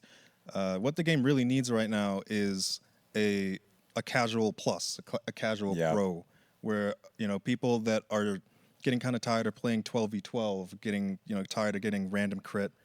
Tired of the bullet spread. They want something a little bit more tight knit, a little bit more teamwork. 9v9 is the way to go because it's enough people to fill out the map. It's enough people that individual players aren't being saddled with too much pressure. and it would obviously would be no class limits, but you know, it would still serve to better familiarize newer players with the aspect of becoming gradually more and more competitive in their play. That is actually an interesting point. And as like a Super Sixes elitist, when I hear 9v9, the Highlander bells ring. But I do agree that even though I would argue that Sixes is fundamental TF2, like while there's a lot of like, there's certain class limits. I mean, the big ones are just demo and medic, or like the important ones. But like whitelist and stuff like that don't really change the fundamentals that much. They don't. But a Sixes environment as it's played is extremely different from a casual environment. Absolutely. And as you were mentioning, something casual that still bridges that gap with players who want to try and maybe, because a big barrier for people is just scheduling and actually calming to people. Yeah. It's like huge. And a lot of the time when someone is brand new to Sixes, it's always going to be rough. Yes. Because you're just gonna get rolled until you get used to talking and like listening and Plus, most people's favorite classes are not scout, demo, soldier, Also medic. true, It's a lot of sniper, a lot of spy, pyro, heavy. Where it's like if you play Six, it's like, oh, can't play that one. Yeah. Try again. Yep. You get to mid too slowly. yeah. It's not viable. Yeah, 9v9 would definitely open up so many more possibilities. And yeah, I would love to see that. I would love to see that. It's not like the normal competitives doing much right Yeah, now. no, anyways. it's- so Exactly. Yeah. just do something. Exactly. Like it's nobody's using it right now anyways, and it would be ideally it wouldn't be that hard of a fix. No. You know, like you'd have to change some UI and some matchmaking protocol stuff, but the matchmaking can already handle 12 people or 24 people. So yeah, it's Valve, make it 9v9. Yep. You Make heard it here. 9v9. Highlander. I want to see a, what is the word I'm looking for? An experimental Highlander league with 2 class limit. Oh. I would love to see that.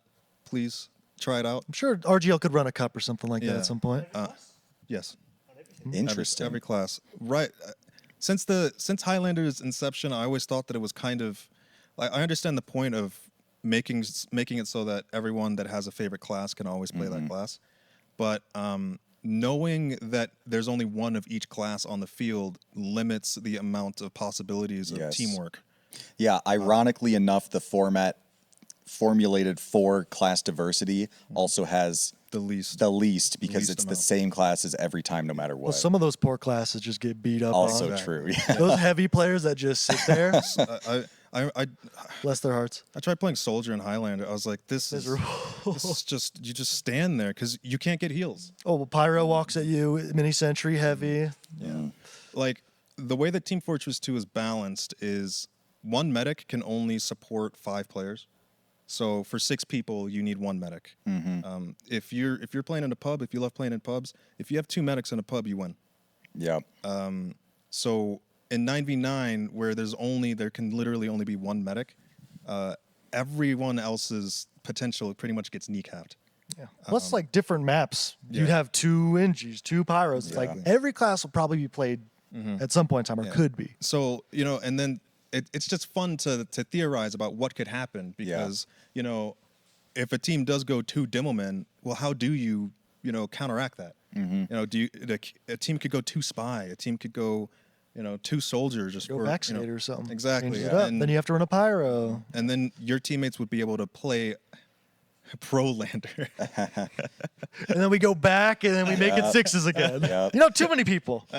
Yeah. I don't like these weapons. Get rid of them. That is interesting, though, because from a lot of the casual players that are talking to me or commenting on anything I do, one of the disconnects that's very subtle is that the sort of play and counterplay, or strategy and counterplay dynamic in Sixes is largely about things like positioning or like a specific game plan. But at a casual level, it's much more pick counter pick of like switching around classes. Free form almost. Yeah. And I've always thought, well, to me, like class limit 1 medic is so big just because I love Ubers and the play between tracking Ubers and all that. It basically creates the format.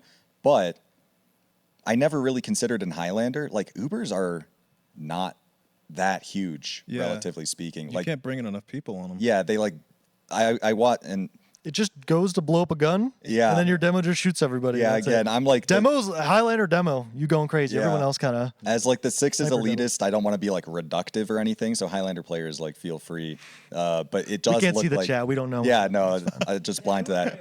But it looks like they just build an Uber and exchange and then just keep going from there, right? Yeah. So it's like, They're crashing out in chat Like, somewhere. eventually in Highlander, you're going to hit a hard wall with what every single class is going to be capable of. I think the ability to switch off of classes to better like mold your playstyle, mold your team's playstyle. The team synergy, the possibilities would just be endless. I feel like. I think it would also be a great experiment to try for a newer, fresher age of Team Fortress 2. Not that it needs to happen, but me being. What's the worst that could happen by doing it? Me being 32 now, and like people are like, I watched you when you were like when I was playing. People were watching me when they were 12, and like you guys are still playing Highlander, and like there's still 6v6, and the 6v6 mode in Team Fortress 2 is still like nobody plays it because it's just not. It's just not. It just doesn't work. It's not sixes. It's like some weird hybrid. Yeah, I'm starting to feel that now because my first season I think I watched was 16, and my first one I played was 21. Wow. And yeah, I've been in invite since like 24. Nice. And now RGL is getting to 20s now, so it's like Yep. E2F12 is the best one to look at. What are they at now? 40. And we are starting a season in 2 weeks. It's season 50. Yeah. So so that's a good benchmark of how long it's been. yeah. Where it's like I'm 25 now, and there's people that are like 12. I'm just like, oh my. That's just for sixes. That's just for sixes. We've had about mid 30s on Highlander, Jeez. Yeah. and like Nations Cups and God knows what else as well. But yeah, Yeah, I've been like following Sixes since later ESEA, but never actually played until RGL. And I'm even as an RGL only player in a position where, yeah, I see like these newer players start to become community figures. There's some moments of ESEA, the client being terrible. Dot cup holder, dot Sonic. Coin miner. Yeah, but in ECA you could customize your ready up message. You pay, don't you like pay money to get a custom? One relic they need to bring back from ESEA is having the random Counter-Strike teams that are just signed up for it. Just There be was like, "Hey, one let's season play." where there was a team in open that only played heavy, and he dropped 1,000 Yes. BPM on Badlands, and he just walked around on heavy against like an open team and just bullied them because he could aim. Yeah, those are the days. Like hearing the Counter-Strike players like laugh at our comms and the LANs. Like Hard Blue was legendary at the LANs. Even like with the Counter-Strike players, like they were sad that TF2 got dropped eventually because everything was way less lively. Yeah. There's not much talking that happens in Counter-Strike as much. Honestly, nowadays, at least here, all the popping off is like 70% of the popping off in the entire venue is located to Habib. Yeah. And No, yeah, you can like Yeah. know where he is at all times. no one else has stepped up to the plate. I'm not sure how much time we have. I wanted to talk about maps. Yeah. What happened to Badlands? I love Badlands, but people hate Last too much. Inspire, like getting out of Last. Oh yeah. It's just getting out of Last, and You're but right, you're they like messed with the cap time. They messed with that last point so many times. Yeah. Right, They yeah. upped it, lowered it. One of the versions removed the ring on it, so it was open, but they literally couldn't fix pushing out of Last. I see. Otherwise, mid's great, I see. second's great, but Yeah. Last is I- just Yeah, I honestly I think last is fun to defend. You're right. Yeah. Pushing out of it's a pain in the ass. because you just wouldn't. Yeah, and like the Spire, it's just and It's Badlands iconic. mid. It's Like just- Badlands Min is one of my favorites. Yeah, it's Everyone great. can do Yeah. that. As a soldier main, like I like Badlands. What Badlands, I was always use that as like the exemplar flank because the flank is like You not just actually have a thing to go behind. exactly. It's before- not just like an area of the. It's not just a room. That's the flank. it's not the 3-lane whole- design of every yeah, other map. exactly. Controversial. I want gravel pit back. I'd be down to see a new game mode, but I was like trying to look at some payload maps, and Unfortunately, yeah. at least they added more cots.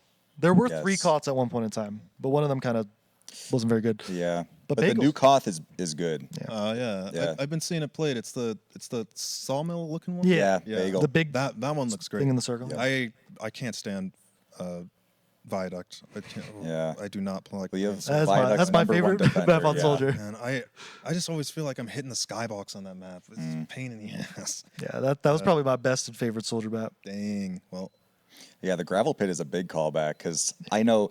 There's so many strategies. It's just there were interesting. so Yeah. many strategies. Like It it's was so the much only fun. map where you actually can come with a strategy. Yeah. Like one thing.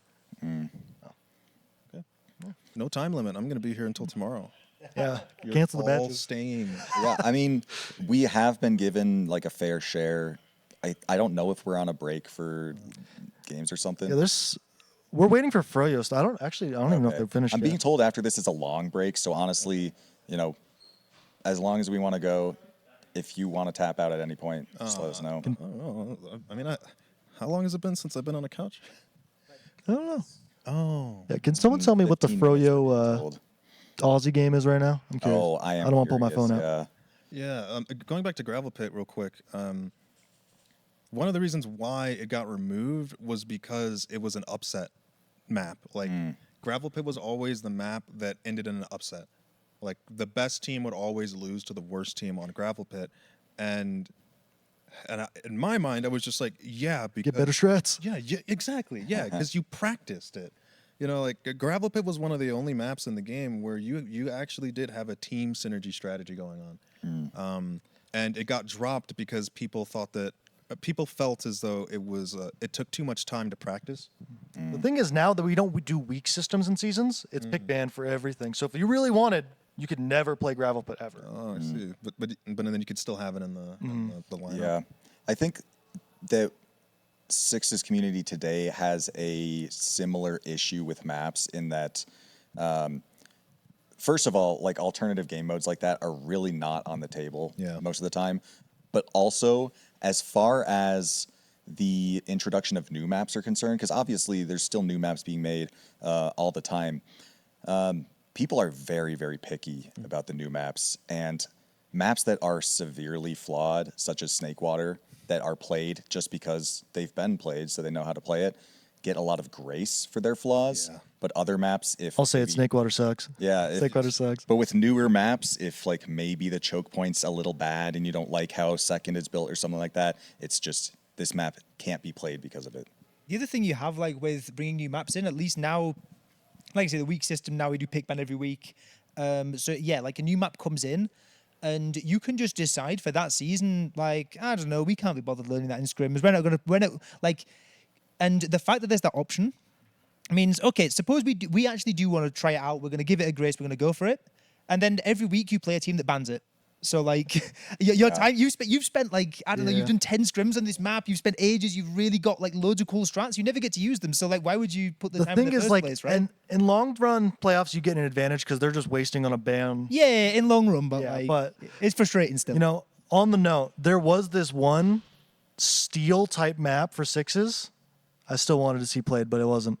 It's What called was like it? Scourge. It was like a snow map. Where I think there's, man, Yeah. a friend of mine was who awesome. doesn't play anymore, but he was always a fan of just the weirdest maps that were played like in UGC for a season. So I'd always like to load up like CP Bazillion. I've or seen some of your CP YouTube videos on Science. that. Yeah, there's some really wild. Yeah. Man, make science a stock map. That map has been It around was- since like 2008. It was so weird too. Like doors open depending on what's capped and all that. It's yeah, CP Science is cool. Valve, please. Yes. No, Scourge has that. You cap a point, doors open. It's crazy. That's nice. But I think we got 3 more minutes. So anything in particular we want to talk about? nothing pressing. We can just keep going. I don't know. They're saying if we want to set a break, we can. But I guess briefly, one last thing on the topic of maps to wrap up. Besides Gravel Pit, are there any other of those weird maps that you played and you enjoyed? Cold Front. Oh yeah. Yeah. what about Turbine? Did you play Turbine, or is that just Europe? No, The CTF. Europeans played it. Yeah, the We CTF had, Turbine. Like, we had like pro versions of it, and they fought to try and make it good for quite a while, and never made it. Wasn't Coal Plant? There was like 3 versions of it. There was like the Koth, the CP, and then there was Cold Front. Coal Plant. Coal Plant. Yes, now there's Asheville, Yeah. Pro Plant, Coal Plant, and they're all like mildly different. It was like a it's- 5 CP where like No, I think the Koth one. This is a There was Koth one I'm both. thinking of. No, there's both. Oh, is there? Both played I've never CP. seen the 5 CP Yeah, no, one. Oh it's- my. Okay. Yeah.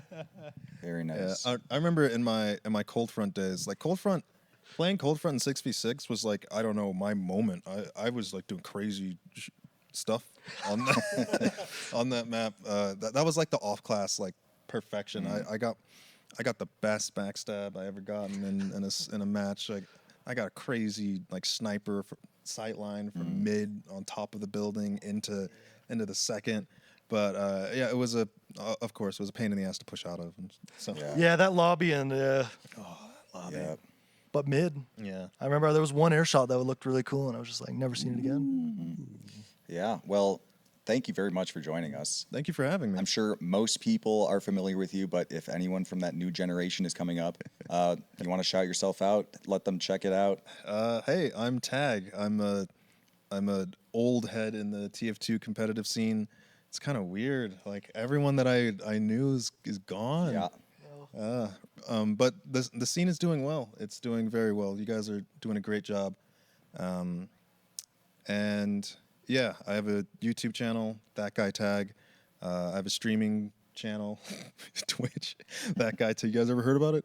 That Guy Tag. I've been gone for a while now, and you know, I took an extended break from the community, and I guess I didn't mean for it to cause so much drama, I guess, but I guess it did. I don't know, but you know, I'm comfortable here.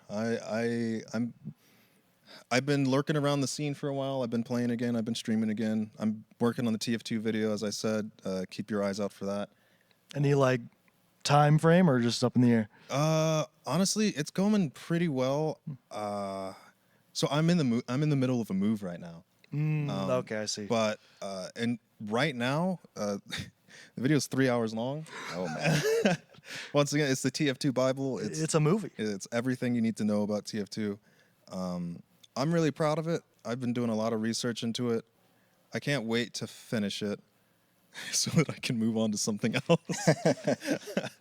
But honestly, I do feel as though I could see myself maybe coming back for a man. season, checking it out. You don't have to say that if you don't mean it. I'm interested. This game is fun. I'm looking at over the shoulder at people, and I'm seeing their rocket jumps, and I'm like, Yeah. I could do that better. Yeah. I could have done that. You should have waited a little bit longer. You know, like maybe I could have gotten that shot. Yeah, after retiring, I'm like, yeah, like I'd do better than that guy. Yeah. All right. Well, again, thank you for joining us. Yeah, I guess we'll just send it off to whoever's going next. Might just be a break. Yeah, we're Break going and to a then lower bracket semifinal. So I think the Froyo game is still going on, but it's Oh, yeah. Balls LAN team versus the Australians Definitely- or Froyo. Yeah, tune Loser into gets fifth. Essentials, Yeah. I gotta be honest. I'm rooting for Froyo. Oh, It's my there we buddy. go. It's Banny. It's my buddy. That's the one connection. You can't leave that. Yeah. Yeah, he was. If super you do, happy everything's seeing me. gone. He cried. I was like, wow. I guess maybe I could come back. Yeah, I'm really looking forward to it. This is cool. Yeah. All right. See you guys there.